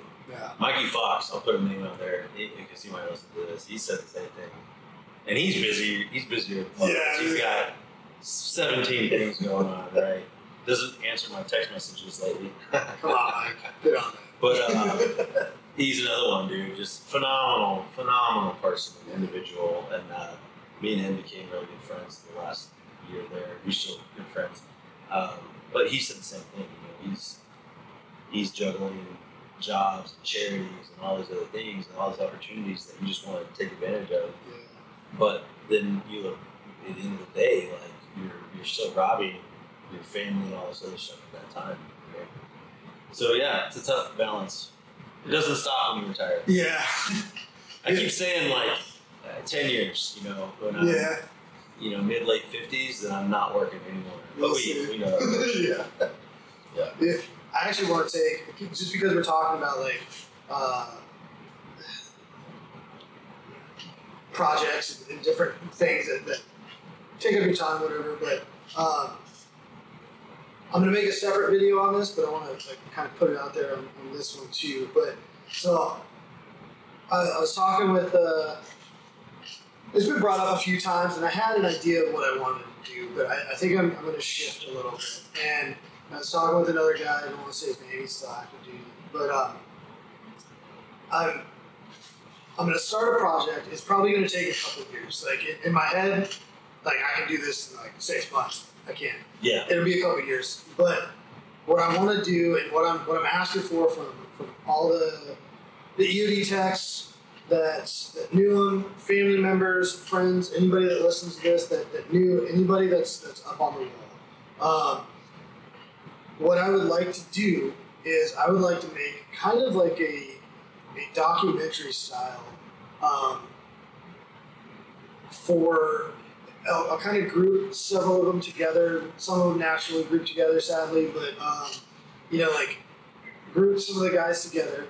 And what I'd like is anybody, so I know there's some people that like would love to come on a podcast and talk just like we're doing, right? Yeah. It's fun, it's not threatening, I'm not that guy. But then some people, they wouldn't mind being recorded and having it used. Other people don't even want their sound or their video on there, right? Yeah. So I've got the email Echo Oscar Delta MK2@gmail.com. If you've got a story that you would like to share in any one of those methods, that's awesome. Whether it's writing in and just telling the story, I'll narrate that. If you'd be willing for me to record your audio or your video, let me know. I want to put something together and kind of make it like give a tribute to the guys from the GWAT from 2001 and on, and like potentially in the future maybe we can get some guys from even past that, right? But, and if you'd be willing, hit me up. You can hit me up on I think that's great. Instagram or this or whatever, but I'd like to try and get as much as we can. The ultimate intent is going to be who the person was, not really like what happened. That's awesome. Yeah, like stories on the person. Exactly. Those are the best stories anyway. Exactly. So it's funny you say that. I don't remember where it was, but it was during COVID, and I got a phone call from a midshipman, and they got tasked. They were going through their summer cruise, right, for EOD, and they got tasked with interviewing guys that knew dudes that were on the wall. Mm-hmm. And so some kid just called me, and of course I know several, right? And just wanted stories. Same thing. He just wanted stories, so that when he did his report or whatever, he could relate what it did. And I thought that was really cool. They were doing that. Whoever was running that midshipman summer cruise, that was an awesome idea. Because dude, they need to be remembered. Absolutely. They need to be remembered, and they're great stories. Yeah. God, I have a dozen Scotty Davis stories that are just fucking amazing. Which everybody has a Scotty Davis story, but all the guys that I know that died have amazing stories. From Tyler Trahan, to all of them, they just good stories. In fact, I'll tell one right now. Tyler Trahan and Dan Owens, you know this one, but I think we were up doing advanced electronics in Fredericksburg, and my wife at the time was a nurse, travel nurse in Fredericksburg. And so she takes us to this bar after hours. Tyler Trahan was a new guy on the team, and this was actually right before his deployment where he was killed. And so we're at this bar, we're drinking, and this big burly biker dude, me and Dan are at the bar. He just comes up and he just starts shooting shit with us. No leak, nothing of it. you know, and he's like, man, you guys fucking work out, you know, and he's grabbing, he's like, you guys fucking fit, you look good. He's like, let me buy you a beer, you know, like manly dude, you know. So he buys me and Dan a beer, and then it don't take long to figure out, like, this dude is a bear. Yeah. I mean, he's gay as fuck. It's not a big deal. And me and Dan got free drinks out of it. Yeah. But Tyler, at this point, is shit-faced, and he sees this dude. He's across the room. I think he might have been playing pool or something. And he sees this dude, like, grabbing our arms, and he got jealous. So Tyler comes over, and he's drunk. He's like, oh, yeah, man, check out this. And we were like, Tyler. So, well, Tyler was a good-looking kid. You know, this gay dude just, like, basically mauled him. He was, like, all over him. So me and Dan just kind of sat back and laughing our asses off. Like, Tyler, I don't think you realize what you were just bait for this guy. But then I'm like, honey, where did you take us? Like, what was that far? But yeah, that was a little Tyler story. That's awesome. But there's hundreds of those, right? Yeah, exactly. So every single one that's on the wall. Because, like we said, those are usually the best ones, man. Unfortunately, that's how it works. The best guys get hit or put on the wall. And maybe there's something to be said about that because they were putting it out on the line. They were hanging it out there on the line. Yeah. Selfishly and selfishly trying to protect or save other people. Mm-hmm. That's how I got blown up. Putting yourself out there to protect other people, that's just a character it's a character trait that is innate in you. Yeah. And not everybody has it. There's definitely some of the warriors and stuff like that, but I think inherently it's a character trait of EOD, and that's why I love our people so much, you know, because you can shoot, move, communicate as good as anybody in the communities, you know, ODA or SEALs, but you're saving lives. Yeah. You know, you're putting your life on the line to save lives, so that's kind of a noble thing. And you might not even that didn't really weigh on me until I got out. Yeah. You know, and I look back on my deployments and I'm like, man, you did all the cool guy shit, but like you actually saved people's lives. Like that's a huge impact. Yeah. So absolutely. Yeah. Cool. Yeah, man. Was there anything else you want to get into? I mean, good question. Yeah, we can talk about post or in retirement CBD and weed use. Yeah, let's do it. Yeah. I know. Like several people brought it up on different podcasts, like different. I mean, I don't do it because I contract for the government. Yeah. Of course. But from the people that you have heard of, how's different things help them? Dude, it's been paramount, you know, and I wish, you know, like the Canadian military made weed legal. I think they retracted that though since now. There's a weird when I was down in Colombia, we worked with two Canadian dudes, and there's like a weird like thing where you can still do it, but you're not actually allowed to now. It's like it's weird. Yeah. But originally they treated it like alcohol. Mm-hmm. Like, you know, 8 hours prior to any exercise or duty or whatever, you can't do it. But I think for a lot of dudes that are coming out and going through anxiety issues, depression issues, PTSD is a big one. It's a very useful tool for them settling down, getting calm, getting full night's sleep without resorting to alcohol. Right? Like this is. I mean, I love Josh Christie and I love a good bourbon, you know, or a good whiskey for sure. But that has been a staple in the Navy.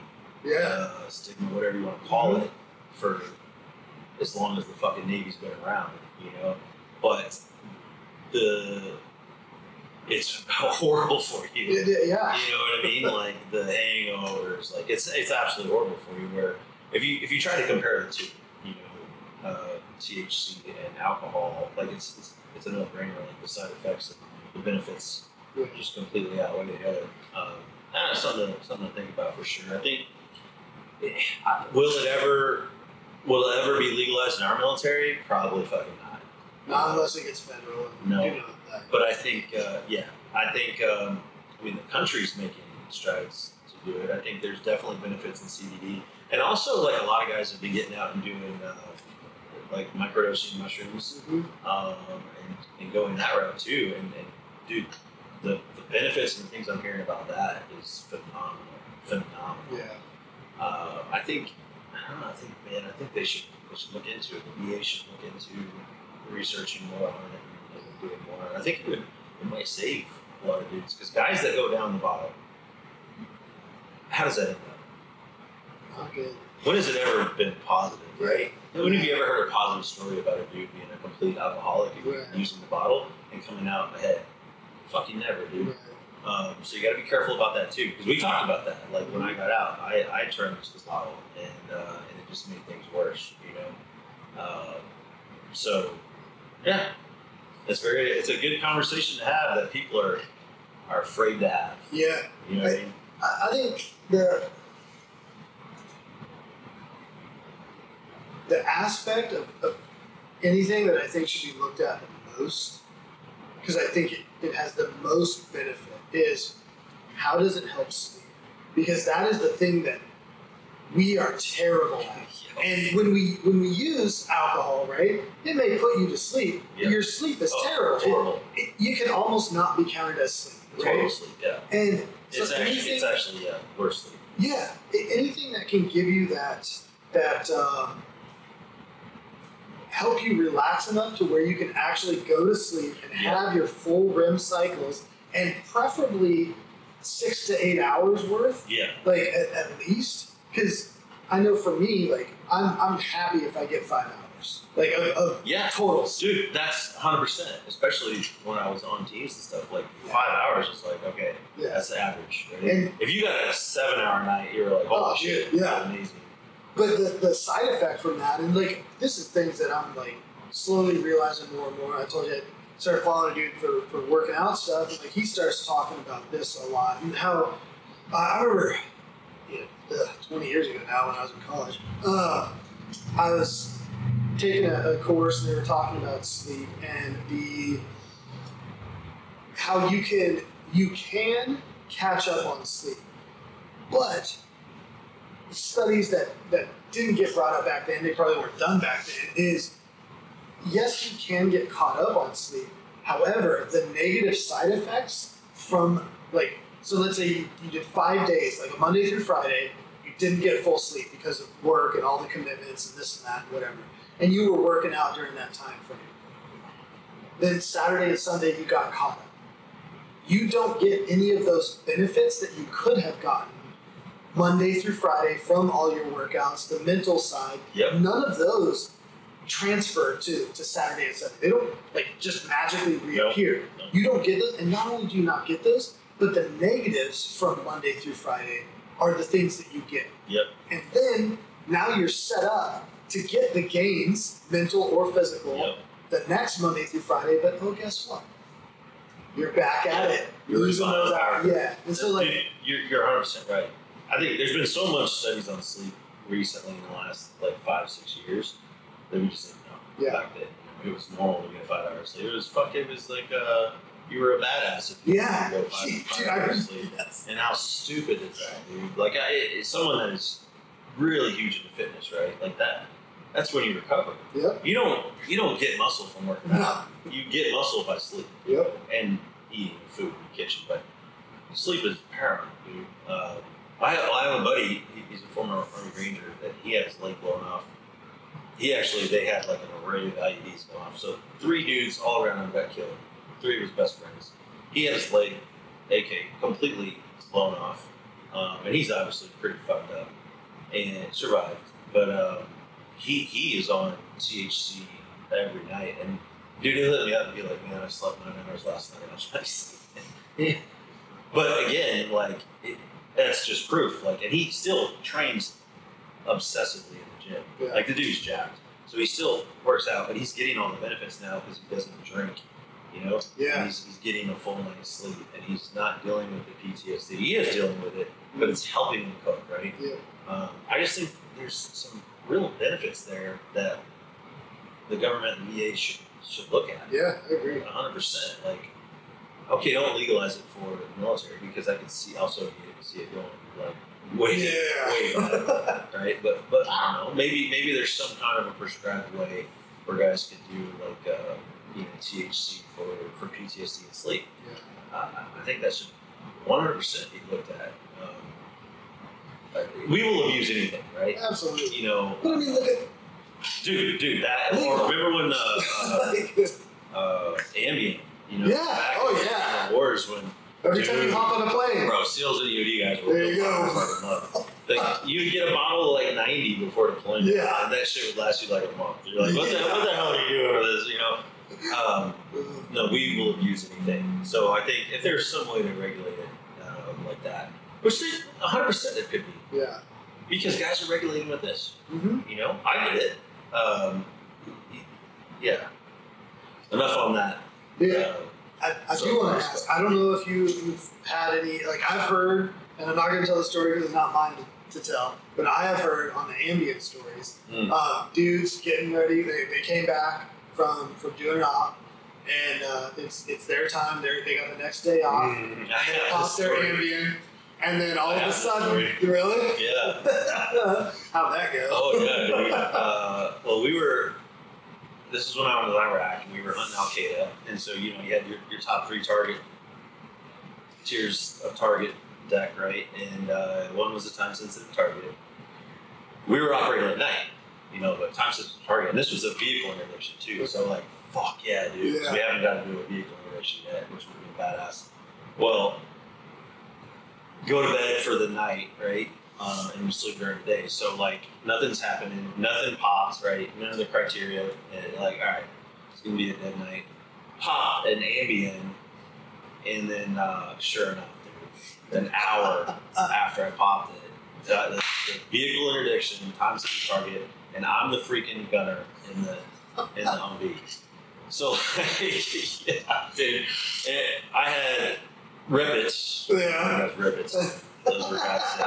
I had 2 rivets in each cargo pocket, and I was fucking shotgunning rivets, trying to like stay awake on Ambien, half hallucinating. So it was probably not. Luckily, we didn't have to shoot anybody on that one. It was pretty simple VI. But yeah, that was definitely my story. So then you start getting, fuck, man. If there was a time sensitive target on deck, you just didn't sleep. Yeah. Which is so terrible, but you gotta do what you gotta do. Yeah. But again, that's even more of a reason because I've gone for sleep studies and whatnot, and I've had them come and talk to me, and they're like, all right, well, if you can't sleep, then I need you to just stay up all night tomorrow. That way you're really tired, so you can go to sleep the next night. And I'm like, I can tell you that's not going to work. Yeah. I can tell you firsthand because I have done that. I have done that. And what's going to happen, and you know what? I'll do it just so I can do it under your study, right? Yeah. What's going to happen is I'm going to be super freaking tired tomorrow night. I'm going to fall asleep right away, and 2 hours later, I'm going to wake up and be wide awake. Yep. And now but I missed the 3 hours I would have gotten the night before. Yeah. That is one of those soapboxes that I can stay on for a while. So yeah, I'll hop off too. Let's take a little bathroom break. Yeah, let's do that. That is awesome. It is exhausting. Well, yeah. Well, and you're giving back to the family, right? Because EOD takes so much from the family, so it's good to do that. We also talked about, which I think is important now, is you need to have you and your wife time. Yes. Away from the kids, just you and your wife. Do a weekend vacation.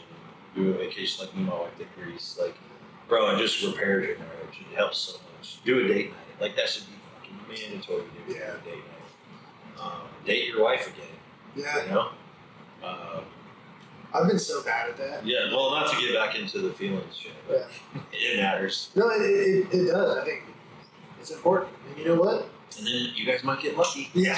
It is. Like, I have noticed that, like, when I've done that, the few times that I have, sorry, I'm it is. It's better. Like she's happier. Because, like, I mean, especially on her side. Like, she's stay-at-home mom right now, potentially going back to work soon. But like, that's a fucking job. it's exhausting. Yeah. Absolutely exhausting. And then I come home and like the kids still. It's so funny. I've seen a bunch of memes on this lately, probably because it's kind of stuff I'm looking up. But it's so true. Like the memes are the like kids walking through the house, right? He's like, mom. Be like, your dad's right there, and it's like constantly like walking by, asking for mom right by. And I watch that, and then like 20 minutes later, I'll see one of my kids walking by and be like, mom, like same thing, dude. Same thing. Caden will do the same thing. Mom. That's dude. Feels so bad, but like I know. You're just trying to help out with guys. Yep. Yeah. Well, that's so true. Yeah. Yeah, so that's a good thing. Good thing to do that. Absolutely. You got any vacations planned? Or you just came back? Dude, luckily, like, I've been able to, like, this year has been awesome. Like, we've been able to go to Colorado, see my dad. My dad got to, hang out with the kids. I think it's good to see the park ranch, just like you're doing, right? We've got to go to Greece, which is amazing. Check that off the blog. We're getting ready to come back down to the beach. Like, we've been lucky enough to hit like every couple months, go and do something. And then exploring Michigan, dude, has been awesome. Like, this state is freaking awesome. It is pretty awesome. We both love Montana. Yeah. We talked about that. But there's so much cool shit in Michigan to do. So kind of exploring the state has been really fun. Yeah. And then her family in Canada, like getting to go out there and so she's closer to her family and her friends. Like, it's been awesome. They've been coming out here and celebrating. Nice. So that's been good. That's good. That's one of the things that I'm looking forward to, and a big decision maker for whether I stay in longer or not is when I get out, like getting close to some type of family. Yeah, because it's important. Yeah, even if it pushes you. So for me, we went closer to my wife's family. Pushed me away from my brother and nobody else, but like it's so important. Dude. It's so important. You can create and you should create your own community, like we talked. Yeah. But that family is important. If anything, for your kids. Yeah, exactly. Getting to be around them. Yeah. Yeah, and I think a lot of people do that, right? They either move back home or they stay in Virginia Beach. Yeah. I was thinking so. Yeah. While I was in Montana, reached out and ended up going and talking to a dude that I'd never met before, but it was prior EOD tech. Retired just before I got out, or around the time, before I got in. Yeah. But dude, talked with him for a while and had an awesome time. Like, one of the things he said, he's like, man, this has been cool to see where the community that I left is going. Yeah. Like, it's just kind of a fun thing for him. And then, coming out here and talking with you. So, like, this is a push. Like you said at the beginning, this is a push for all the dudes that are back home. Like, dude, I know we all know people in some, like, different spots, right? And, like, and it's easy to take a vacation to where we know, right? Yeah. But, like, maybe take a vacation, even if it's just a weekend, to where somebody that you worked with for, 2 years, 15 years, whatever, like, dude, they appreciate it. Oh, even if you do come in and eat all his protein bars, protein cookies, and I mean, bro, I'm gonna roll a red carpet out. Any EOD tech comes up and visit me, red carpet rolled out. Beer fridge is full. Iron Church is ready to go. Yeah, all the protein you need. Yeah, it's a badass stuff out here. Truly blessed, like everything. We got everything out here.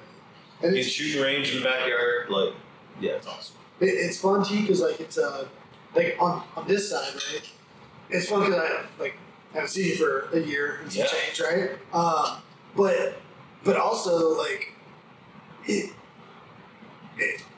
a both ways thing, right? Because like you get to come out to a place that maybe you don't go to frequently, right?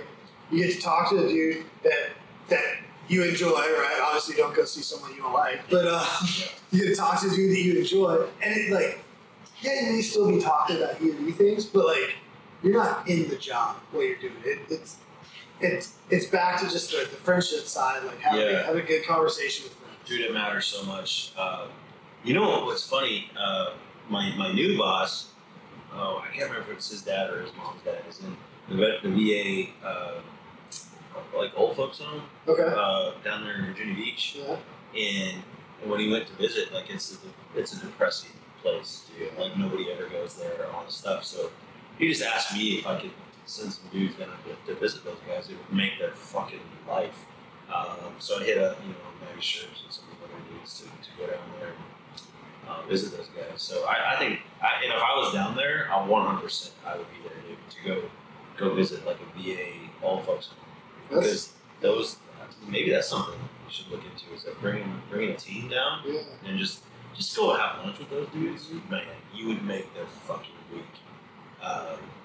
Because you gotta think, man, those guys, these are Vietnam vets now. Yeah. That don't get to see anybody. Yeah. Nobody ever goes to visit them, and they may have some really cool stories. I love hearing old stories. Yeah, absolutely. The old operators, I remember hearing one of the Chief seasons. They did that up in, I think, DC or something. And they were like, dude, that was the best part of Chief season. Dude. Everything. Yeah. Yeah, actually, in my Chief season, we went to the DC thing, which sucked because you're in whites the whole time. Yeah. And you burn through your chloroform. Because you march all over that fucking city. But it was really awesome if you're into tradition and all that shit. Like, we went and watched the Tomb of the Unknown Soldier, and they brought the World War II vets in. Getting to talk with those dudes was the highlight of the fucking trip. Like, insane. And, unfortunately, there's like almost zero World War II vets left anymore. And that's my favorite. Those are my favorite. World War II vets are my favorite by far. Getting to talk to those dudes. I was blessed when I was in the reserves, so I got broken service when I got out. But the first time I stayed in the reserves, active reserves, and I did the TBI, the color guard. Okay. Right? Yeah. So, that was around the time when all the World War II vets were starting to die off. Yeah. So, like, I was doing it because you got $50 a funeral, and you made. I was a kid, you made extra money or whatever, but I didn't realize the importance and the impact until I started doing it, and it was fucking huge. Like, these World War II vets dying off, and like their friends showing up and like hearing their stories. And again, I was brand new in the Navy. I wasn't doing anything special by no means, and to hear that, just like, bro, it had an impact on me. And I think it might have swayed. Now that I think about it, my decision to go EOD and want to do something to make a difference, right? Yeah. Hearing those stories and burying those guys, folding that flag, hanging it to the windows, like, powerful, man, powerful. And some of that flashbacks come from our burying our brothers. Been to too many funerals, unfortunately, and that is such a huge impact. I wonder, like, how it affects the kids. Like, so my kids grew up in this, right? Especially during the wars, my older kids. And, one of my best friends, Seth, he was a SEAL that died. He was like almost like the godfather to my son. So, like, they experienced that at such a young age that a lot of kids don't experience. So, like, that has an impact too on your children. So, yeah. They are amazing kids, and I think they have a little bit more. I'm not gonna say seasoned, but like, I feel like, especially with today's political impact and things that are going on in the world, and there's so much detachment with the younger generation right now, with like realism. I think. Yeah. That at least my kids got to see it firsthand, and there's a little more appreciation. And we don't have to get into the political thing. Like, I'm not hardcore right or left. I always tell my kids, and I raise them, like, you need to be smart, do your research, and have a mind. Yeah. Don't be a mindless sheep and just follow a crowd. Right. Like do your research and go with what you really truly believe. If it's right or left, it's right or left. If it's neither, it's neither. Like I feel like a lot of military dudes kind of, well, in special forces fall in the middle, right? Yeah. You see like wackos on both sides. Oh, And we're more rational thinkers, which tends to be in the middle of the road, right? Where you have sympathy or empathy for something on either side. And that's the way I raise my kids. And unfortunately, I have to disown my daughter because she's a liberal. But I'm just kidding. No, she's my smartest one. Yeah. And, so I love having conversations with her because she actually does her research. Yeah. And she really gets into it. And she sees the error in both ways too. Yeah, I think it's important. Like, this may get a little political. I don't care. Yeah. But I'm retired. I don't give a fuck. Yeah, I think it's. You might be in trouble. I'm not speaking for the Navy. I'm not in uniform. But no, it's super important that I have a conversation on the phone, and we were talking about Joe Rogan, and the dude doesn't like him, right? And what was interesting though is through this conversation, he was like, he thought about what my point on why I did like him, right? Yeah. And he didn't like him for Most of us do. it seemed like it's a semi-valid reason, like on the content, on the surface, right? And it was that he brings on some people that are kind of crazy, and you know what he kind of does, Oh, 100% right? he does. And the resistance to that was, well, now people are exposed to those crazy ideas. My counter to that is this. So, taking it all the way back to what journalism and the news used to be, which is to provide one side, you were forced to provide the other side to get the assistance to keep your news running. Yeah. That was before news found out that they could like sensationalize things and actually make news profitable. Yeah. But you had to bring up both sides, right? Yeah. And that's what he's doing. Dude. And what that requires, though, is just what you're saying, that the individual, the citizen in America that is able to vote, I don't care about those that aren't, but the citizen actually uses their own mind and can listen to something and be like, that dude sounds fucking crazy. Yeah. Right? Let me take a minute and research that. Yeah. Right? Like, oh, turns out he is crazy. Or every once in a while, maybe you find out, oh, that dude wasn't as crazy as he sounded. Yeah. Like, he actually has some stuff backing him up, right? Yep. So my counter was, I think that we need more of that, more news organizations, more people that are bringing anybody in that has a what seems like a valid point, and not just let them speak, but make them actually like, well, where are you getting that from, right? Dude, and that's what he does. Exactly. So he's not afraid to call people out. Absolutely. And question their theories Yep. or whatever. Like, dude, I love Joe Rogan. And he's a self-admitted liberal from back in the day, right? But then he has a brain and thinks, Yep. and he's like, okay, those guys got fucking crazy. Exactly. And they're wacko. Yep. He picked up his shit and moved to Texas. Yep. But again, he still has liberal ideas, which are not all horrible, dude. But he's not like fucking crazy like a lot of the hardcore, left is. And hardcore right also crazy. Just crazy too, yeah. But I love how he, and I think that's why he's so popular. He's become one of the most successful podcasters in the world. Is he brings on the crazy dudes. One, that's entertainment. Yep. But two, like he will let them say their piece, and then he's not afraid to question them. And that's how I found Jordan Peterson. Yeah. I fucking love Jordan Peterson. Yeah. Brilliant mind, Canadian.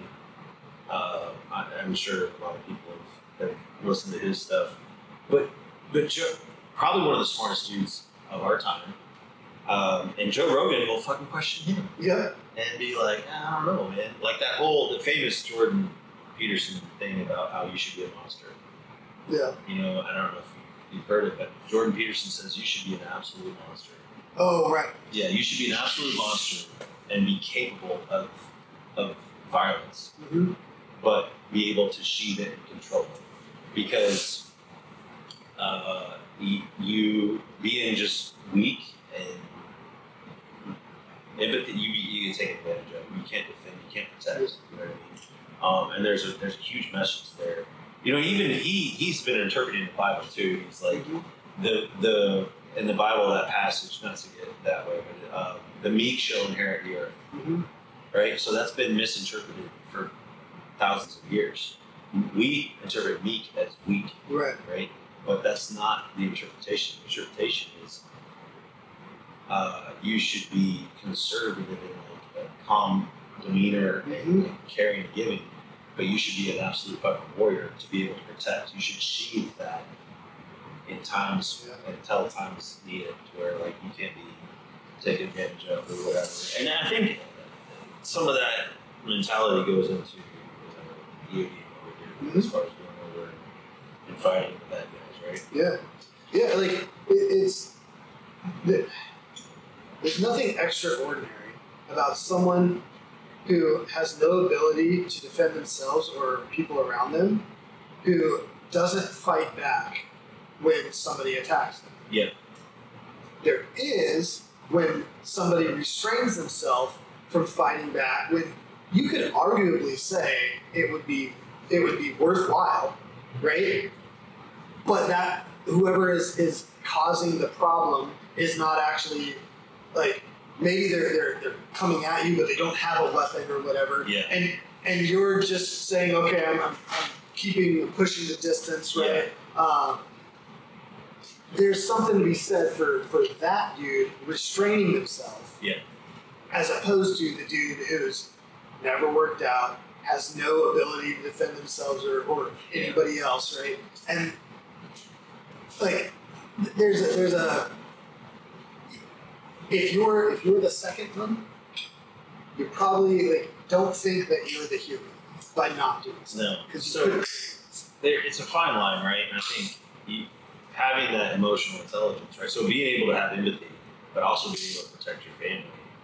You know, that's another reason why I work out and stay in great shape, or still stay on top of any kind of skills, right? Like if something happens and there's something that goes down, I know I can protect my family. Yeah. You know, and having that knowledge, but I'm reserved, and you constantly deflect and try to make peace and not go that route. But in extremis, if something happens, I'm very confident. Yeah. I will protect my family. You know? So there's something to be said about that, and that's kind of what Jordan Peterson was talking about. Yeah. Which I think is 100% should be the attitude of the way that our community operates, right? Yeah. Those guys that are seeking more, and I've been with them.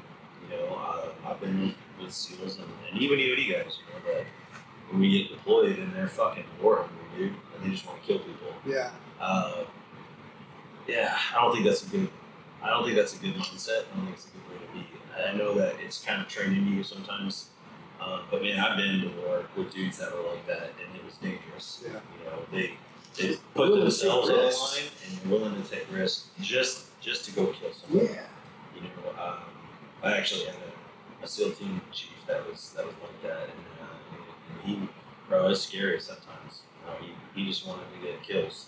That's his thirst for it was insane. Luckily, our OIC that we had in Afghanistan was awesome. Like, he even killed dude, and he lived by that kind of motto. You know, Tim Sheehy, I can say his name now. He's actually running for senator in Montana. Awesome dude. We need guys like that in politics these days. Yeah. Hopefully we get more of them. I know there's a lot of EOD guys that have run. Some of my old classmates. Joe is running for Virginia right now. Good. That's good, dude. We need more of those guys, man. He actually just got the upvote for the Republican side, so now he's he's on the ballot for. Dude, that's awesome. Comes up, yeah. That's awesome. We need more of those guys, man. Intelligent, level-headed thinkers that can look at all sides and make the right decision. Mm-hmm. You know, and for the betterment of our country. Yeah. Not to line their pockets or whatever. Right. Not to get political, right? But like, dude, politics is so fucking corrupt, man. I think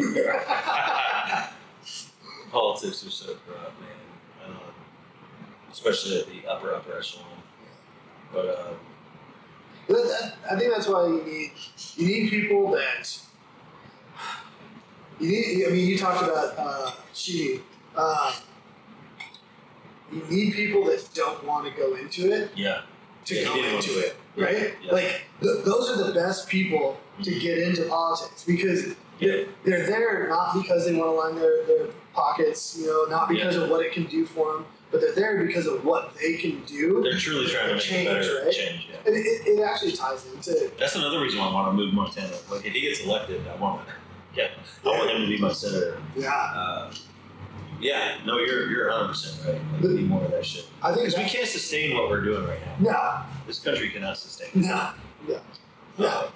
And we're talking about our kids having to deal with shit. Yeah. Dude, I just had this conversation too. Like, my kids are having to deal with hardships that I didn't have to deal with. Like, for me, going out on my own, it was hard. You know, you had to have a job and all that stuff, but minimum wage and stuff, like, you could actually afford to live on your own. Today, minimum wage, you can't fucking afford to live on your own. No fucking way. You can't do it. Like, it's impossible with this rate of inflation and all that shit. So, like, our kids are having to deal with so I kind of, not to be the boomer, because I know someone that says boomer all the time, but, you know, like, I can sympathize with those kids with, like, fuck, man, you guys having a tiny bit harder than I did. Dude, I put up some quiet resistance to that for a while, and then I saw a graph. The graph's not a good word, but I saw some stuff on a paper that showed the difference between average income from like the 1950s, 60s, 70s, 80s, right? Yeah. And then house prices. And like, it's crazy because it used to be like house prices were basically like a year's worth of income.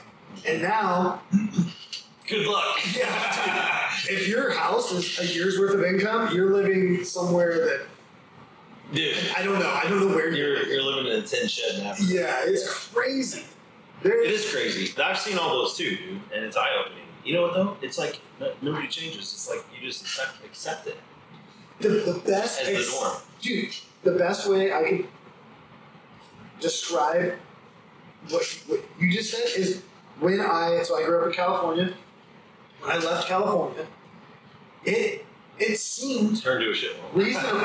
Well, it was turning quick. Yeah. Before I even left, but it seemed reasonable to me that a $600,000, 1,600 square foot house was like, okay, like that's expensive, but that seems reasonable. Yeah. And then I left, and because I left, I was now looking at houses in Florida, right, and then houses in Virginia, and houses all over, and I was like, oh, I'm never going back to California. Yeah. That is ridiculous. And that $600,000 house that actually a friend and I had bought from my parents, and luckily I got lucky.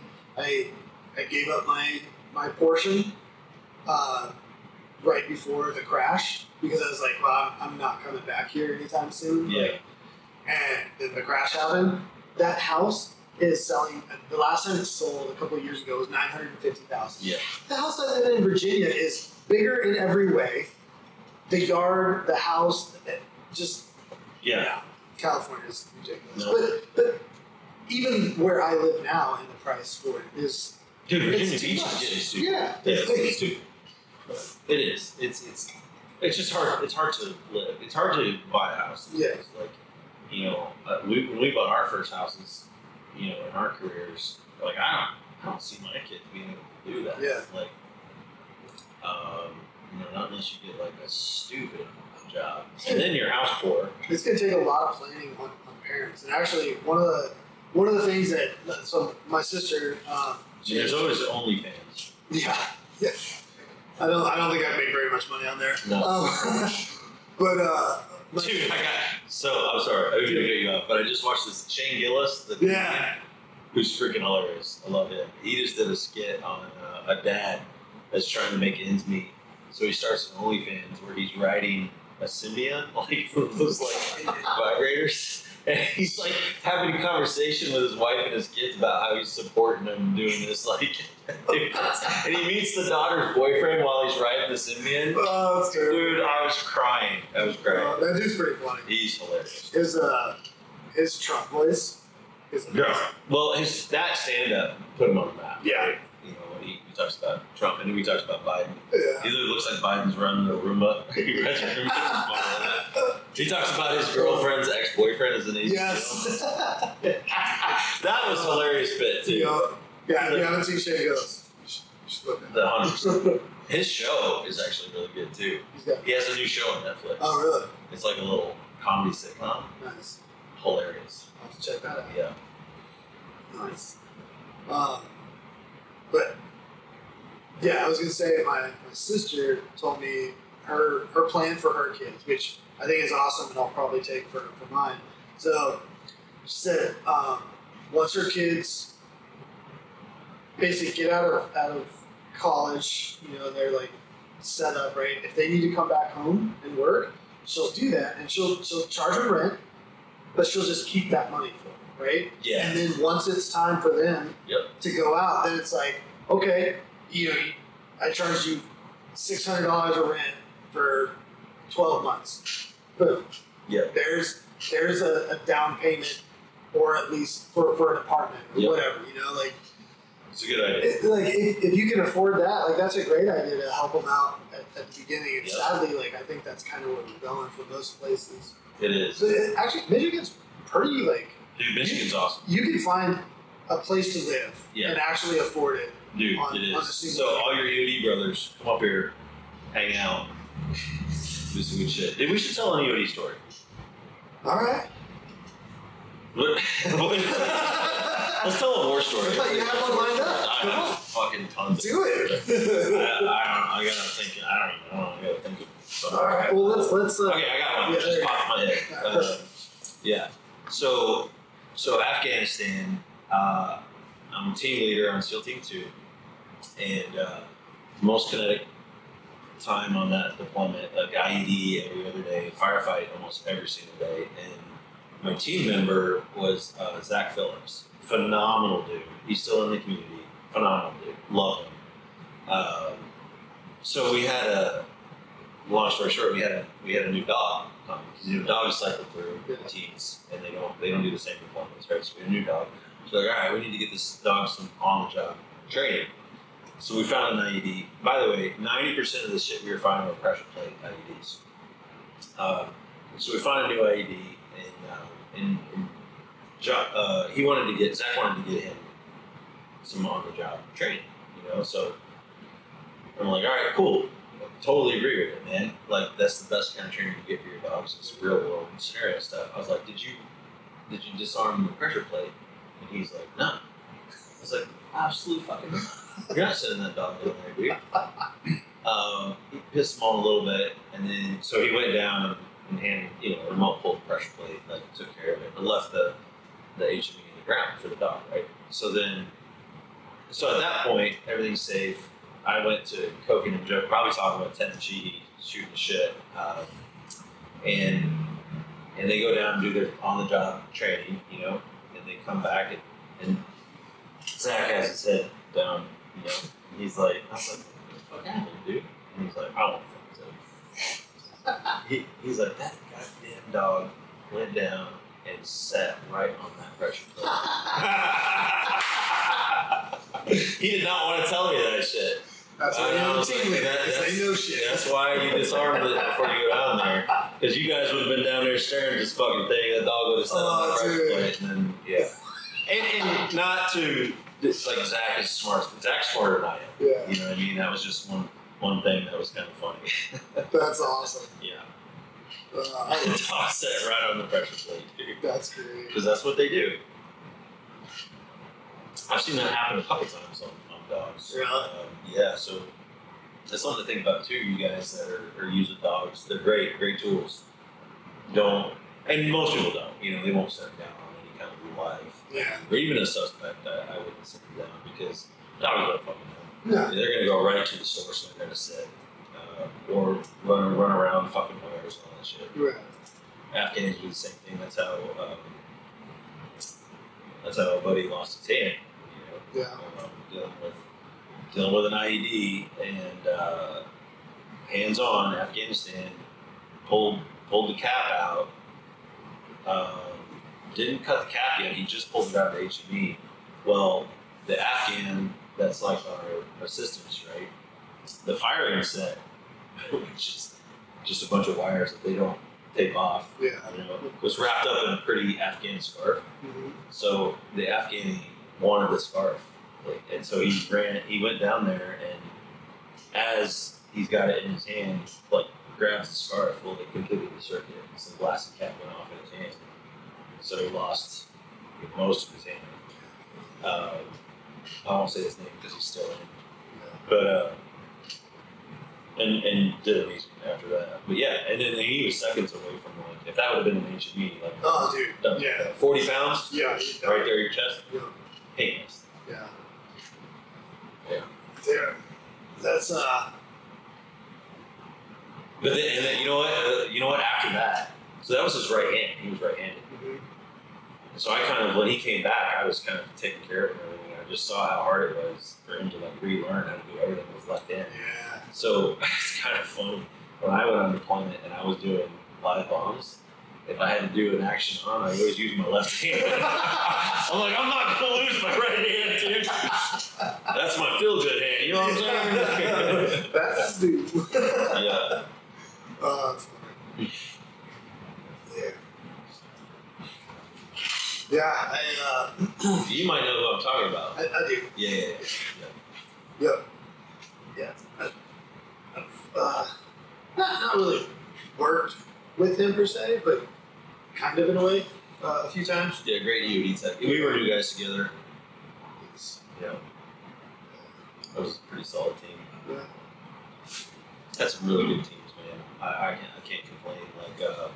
I think we were lucky to come in during the wars. Yeah. I mean, a lot of tragedy, a lot of bad shit happened. It's fucked up a lot of our lives. You can go on and on and on, but if you look at the positives that came out of that, wow, the experience, the training was second to none. The actual getting to do your job in war, yeah, fucking amazing, dude. Can't compare it. The thing, when I first started this podcast, I wasn't gonna talk about this stuff like this, but I don't give a fucking more. So the worked with SF a lot, right? Yeah. And so when I worked with the units that weren't actively supporting Iraq or Afghanistan, Mm-hmm. one of the things they did that I wish we would have freaking done is because as we pulled out, just the way things worked out for Navy EOD, right? Yeah. We pulled out before things were fully done, right? Yeah. For the majority of our teams, right? Yeah. Minus our NSW teams. What the SF teams did was they would send augmentees to go support other SF groups that were working, right? So that way, if you had let's say a 7th group guy that he's on a troop or a battalion, whatever, that doesn't support that Afghanistan. Yeah. Well, they're constantly rotating dudes through on 6-month or 4-month deployments, right? So now they at least have a couple of guys who have experience in the last year or so. That's right? awesome. Absolutely. That's awesome. And I think that's one of the things that we screwed up on, and I wish we would have done is augment. If you don't have an NSW team at a mobile unit, you augment one of the other mobile units. You just send one guy that goes out with them, and they don't even have to do all of the stuff with them, right? being there and supporting those guys in the back, at least they're getting some experience. They're getting firsthand exposure, and they can come back and tell what's. Dude, I think that's a good idea. Yeah. I think that is because you're seeing the deficiency happen now in training and the teams. You're getting team chiefs that have zero experience in war. And that's not a horrible thing, but like there's something to be said about getting that real world experience. Dude. There's no better training environment, right? Yeah. Than the real world.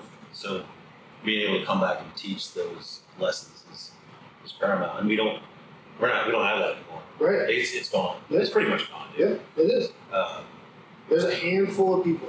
Yeah, we're kind of circling back to like when I first got in, where some of the older guys didn't have any experience training us. That it was still fresh in the beginning wars. So my first experience through Tutu was completely different from my last experience as a team chief, right? Like, and I guess that's just the way it's gonna be. Yeah. Unfortunately. Yeah, I also think something that I think just a straight up mindset thing that we need to get. One of the reasons why I'm going back and forth on staying in for a certain amount of years or just doing a minimum is if I think I can get people to switch this mindset, right? Like we are. So people talk about Navy EOD. What makes us different? Underwater. Fuck that. That's not what makes us different. Yes, we do underwater. We're the only ones who do it deep, and we do it pretty freaking decent. Yep. But what makes us different is that no matter what mission we're doing, it's a special operations mindset. Well, and we succeed at everything we do. But like we are built to do a special operations thing.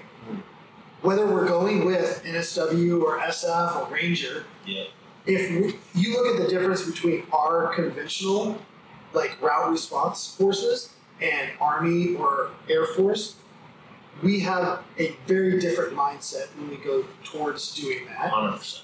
Underwater, we're not doing this big, massive clearance thing. We're focused in using special shit, doing it a special way. It's a special operations.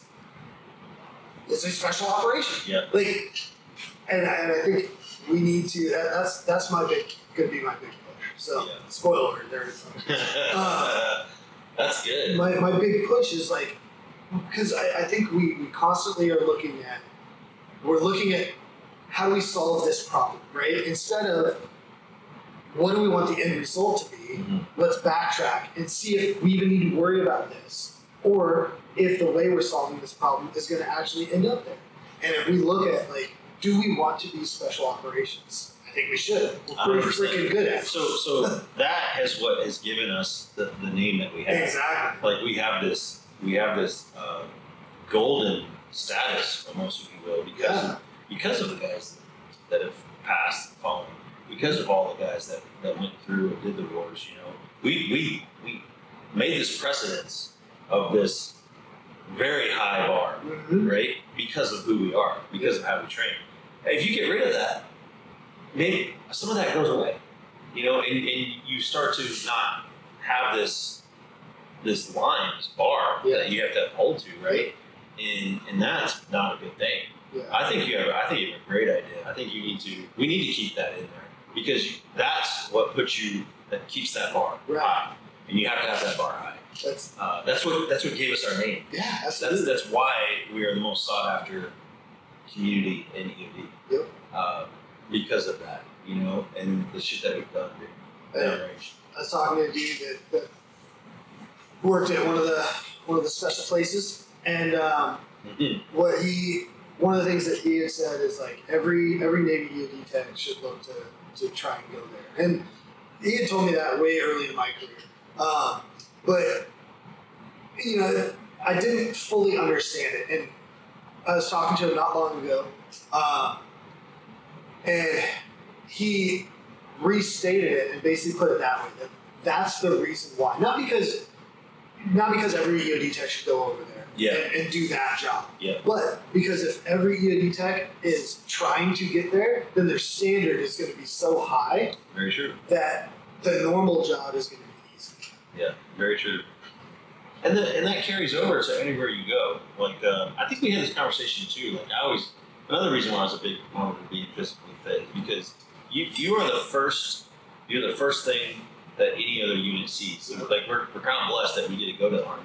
We get to work with ODA, Rangers. I've worked with fucking everybody, like Air Force, other countries, SF. And you're presenting a package the first time they've ever seen. If you're a fat piece of shit, dude, you're automatically like thought of as like this guy's definitely not special operations, you know. So that was another proponent of me staying in shape. But like you carry this lineage of badass dudes that can do the job better than anybody else, and you're able to adapt and think and move, and intelligent guys that can actually operate. And that's what you're coming up on. If you're a new guy, that's the foundation that's been built for you. Yeah. It's like if you don't uphold to that, like I'm sorry, man. Like get the fuck out. Yeah. Or another thing that we did in UD, which I didn't think is we just, if you had a kid that couldn't cut the mustard, couldn't make the standards, we would just pass them on to the next team. Right? Yeah. Kick the can down the road. I don't think that's the answer either. I think there comes a time where you have to like let them go. Like maybe this is the right job for you, which sucks. That was one of the hardest things they're going to do as a leader was fire a kid, you know, and knowing that he's going to get kicked out of the UD and make it an Navy. Like that's a very hard decision. But like at the end of the day, like you're dealing with lives. Yeah. You know, you're dealing with lives. So yeah, I think you're onto something. I think the special operations has created this standard, this bar that we are known for. You can't get rid of that. No. You should not get rid of that mindset. That's another thing too, like on training, team chiefs. These guys that didn't take, I coke and joke with the best of them, dude. I love to have jokes and have fun on the side, but like you need to have an extremist in training sometimes of like how important that is because the life is on the line. And some of these chiefs that have this like either don't train their team or don't have that mindset, like man, you're fucking doing a disservice to your team. It's like you need to train them for life or death situations because that's what we're doing. And you never know when shit's gonna pop off. Like I said, dude, you might be sitting on Bahrain having this like cush. Do you still get mad per diem for Bahrain? It's okay. So you're doing like your per diem deployment, right?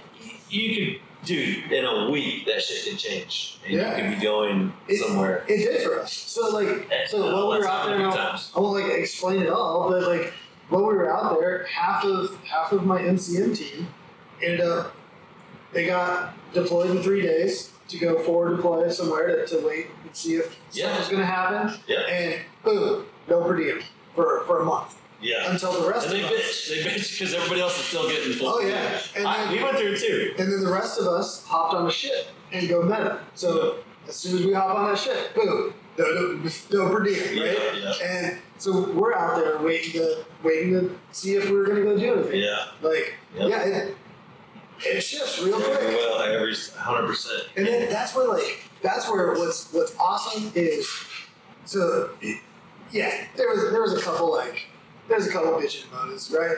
But nothing too serious from the EOD guys. It is important to have like a team culture that is like, I want to go do the fucking job. Getting paid extra money, that's a win. Yeah. But I would give up $126 a day or whatever it is to go and actually do something. 100%. Yeah. 100%. That's why I love this community. Yep. Most of these kids and dudes come in, minus some of the war dodgers, right? But most of them want to fucking do the job. And it's unfortunately some of the really good kids have gotten out because of that fact. Like there's just no work, right? You come in and expect them to do something, there's no work. you should definitely have that mentality Mm-hmm. of wanting to get work, wanting to do your job. But then also having perspective too. I think I talked about this in the last podcast, having perspective of like, yeah, you may not get to go downrange to do the job, but you got to understand too that what you're doing, the team you're on, the training you get, is nobody gets that. Right. It's second to none. Yep. And you may realize that when you get out and you leave and you go back to college or go be a Home Depot worker. Yeah. You're gonna be like, fuck man. Like nobody does this job. Nobody Yeah. gets to do it. So maybe have more appreciation for that too. Yeah, I remember another military dude, I think it was in the Army, was asking like, hey, what's the difference? Why is there a difference between like Army EOD and Navy EOD? The way like this was back, I was 85, and back then, and I still think this is true. The difference is the amount of EOD techs and the money we spend on their training. Like we spend a crap load of money. That's true. training I our never Navy heard of EOD it that way. techs. Yeah. The Army spends a little bit of money sometimes. Yeah. And they throw numbers at it. Yeah. And dude, I've met some amazing Army EOD techs for sure. But you're right. The Army throws numbers at it. If you take like we have people that are highly selected, right? Yeah. Then we come in and then we're highly trained. Yep. The Army has Throw numbers at it. Yep. And then some of We've all those seen that. are really good, right? Some of those Some of them are just are like you're It's a numbers really game. good Army. You throw EOD. 1,000 people at it. Yep. There's going to be a handful that stick. Because there's a lot of people, there's a good amount of people that want to do Army EOD, right? But then there's dudes that are told to do Army EOD. Of those, you're gonna have a lot less that are just naturally like gonna be good at the job because they didn't want to do it in the first place. Maybe That's true. every single one That's of a us volunteer wanted force. to do it. Yeah, it's all voluntary. You want to get your nuts kicked in for Yeah. 18 months. Yep. And if you don't, then you say I quit. Yeah, and you raise your hand, you ring the bell. Yeah. Yep. That's so true, dude. That's so true. It's been a good ride, man. I wouldn't take anything back, even being blown up, medevaced out, a year rehab, trying to get back. That has also afforded me a lot of avenues and how many outlook at life different ways. That's one thing when you're operating at that alpha level, you're on a SEAL team or whatever, and you're at the top of your game. You don't ever think about getting hurt and what happens. What's the aftermath of that? You don't ever think about that. And I'm not saying you should. It's just something that is kind of interesting that happens. Like until you're thrusted into it, and you're like, oh fuck, man, and you go through a depression and all this other shit too, because you're like, fuck, my whole identity was EOD, Right. and this push to be the best in the world, because we are, and then it's all taken away from you in the blink of an eye, less than a blink of an eye, right? The explosives moved at like 24,000 feet per second, so that fast it gets taken away from you, and then you're flat on your back in a hospital bed, or like, what the fuck do I do now? That's a huge hit. So again, it goes back to having other outlets, so you're not one-dimensional, but also relying on your brotherhood, because that's what saved me when I was in the bed, was my family, my wife, my kids, my family, but my brothers that showed up and made fun of me when I was in the bed. One of my buddies bought me a shake weight. Like, I know you love to work out, so here you go. My other buddies bring me like a pink teddy bear. That's awesome. Like, throwing shit like that. So you need that. Like when my buddy that was blown up that lost his hand, that we were talking about, when he was in the hospital, like I was clearing out an ISU, and that's when we first got the bomb suit. We got the gloves, right? The mittens that went over your hand. The bomb suit. I was like, oh. I fucking grabbed my phone. I took a picture of that, and I said, "He's in the hospital after getting his hand blown up." I sent him a picture. I was like, "Bet you wish you had this." And with one hand, he texted me back. He's like, "Those are for pussies." That's awesome. Yeah. So, but you need that, dude. Yeah. You need that.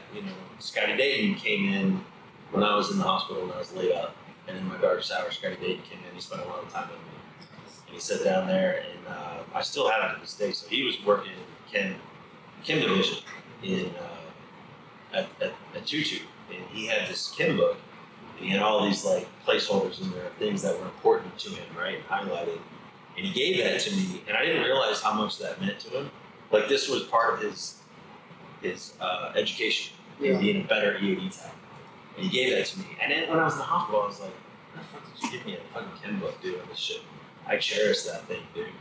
And as especially after he died, obviously, but like that mentality spread to me as an EOD operator. Like, here's this dude who really, truly, deep down, wanted to be a better EOD tech and make other EOD techs, and train other EOD techs to be like on the level and keep them from being hurt and injured in war.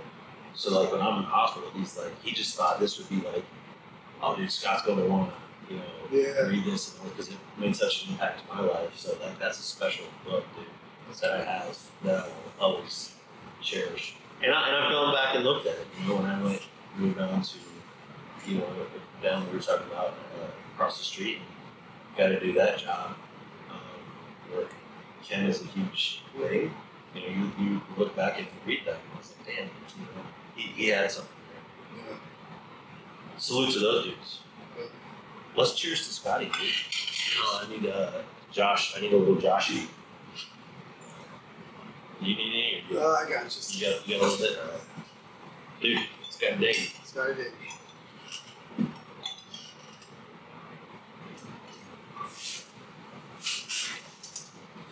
Yeah. Sweet. I think that's actually probably pretty decent. Yeah. Scotty. I think so too. Yeah. Scotty, Josh. Yeah. What an amazing wave that was. I don't know if you got to partake in that. Bro, that was like an Irish wake. Really? Yeah. So we had his like ceremony at like one of the big huge churches in Virginia Beach, which was amazing. Everybody got up and talked about it and everything. And then, of course, like a good EOD tech, we went and burned it down in Virginia Beach too. And it was phenomenal. Scotty would have loved it. Man. I think we did that night. We all ended up in a freaking bar fight, which, ironically enough, was started by one of the Master Chiefs of the mobile unit, who I now work with right now. I won't say his name. But I think they were at the bar. Everybody says they're dressed white, right? Blues. And somebody made a comment to him, which was retarded, about, I don't know, being a douche wearing dressed blues into a bar. And of course, we were there first. Yeah. So he didn't want to take off. So he took appropriate action and started a bar fight. Well, you have like fucking 20 EOD types that are just wasted. Yeah. It was not a good. I could imagine. No, it was not a good thing. I went to the church to the funeral. In up in DC. Yeah. Well, I went to DC, but I went to because they had it at Life. Yeah. That was in Virginia Beach. That was the one I was talking about. I just didn't go out afterwards. Okay, yeah. So you were there for that. I was there, yeah. Dude, that was phenomenal. It was, that was amazing. Yeah, that was a great thing. That was like, dude, when they, I might get emotional, but then when they were doing the name call for the watch. Yep. And was it Vinny? Was it Vinny that was doing it? Vinny was here, and Vinny called Scotty's name. He kept calling it. There's no answer, bro. Like, I get fucking choked up. That was heavy. Yeah. I've got one of the things that was, because I did my first 5.5 years of long, and so the guys that I knew, I wasn't able to get to any of their funerals or any of that kind of stuff, and it sucks. But Scotty's was the first one that I went to, and I've got, so on my Philippines deployment, I had, it was kind of cool. I got 3 pictures. I got a picture of an IED, picture of the front of a boss suit, a picture of the back, and I gave it to this dude. Yeah. And he made me statues for them. That's awesome. And so now I've got, in my house, I've got that, and then I've got the program from his service. Yeah. In there. That's awesome. Yeah. Yeah, so many good Scotty. So Scotty was my team chief. Nick Maddox was our OIC. And Dwayne Cheatham had just made chief, so that bumped me up into the LPO position. But we were like team Secret Service for one summer. Yeah. And so we hit all these Secret Service jobs. And we gave Scotty this nickname which he hated, Scooter Delicious. So we called him Scooter Delicious, dude. He fucking hated that shit. It was such an awesome. I actually have a picture of Scott Dayton on Nick Maddox's shoulders, and it was a bar night on one of these Secret Service jobs, and it was a bar that said Scooters, and so like the bar said Scooters, and you have Scott Dayton on top of Nick Maddox's shoulders. It's awesome. That's awesome. Yeah. So many of those. Scotty used to do this thing too, where everybody goes out to the bar and like everybody like buy around, right? Well, it got to be Scotty's turn to be like, oh man, he would carry $100 bill in his wallet. So he'd say, all I have is $100. He doesn't want to break it. So he wouldn't have to pay for the $100. Like, that fucking $100 bill's been in your wallet for 2 years, dude. That shit doesn't work anymore. Oh, that's genius. That's funny. Yeah. But yeah, I think we should end on that note. Dude, it's been awesome seeing you, man. Yeah, absolutely. I'm so appreciative for you to come up here and hang out. Next time you come up, definitely do an overnighter. Yeah, for sure. Yeah, been awesome. EOD.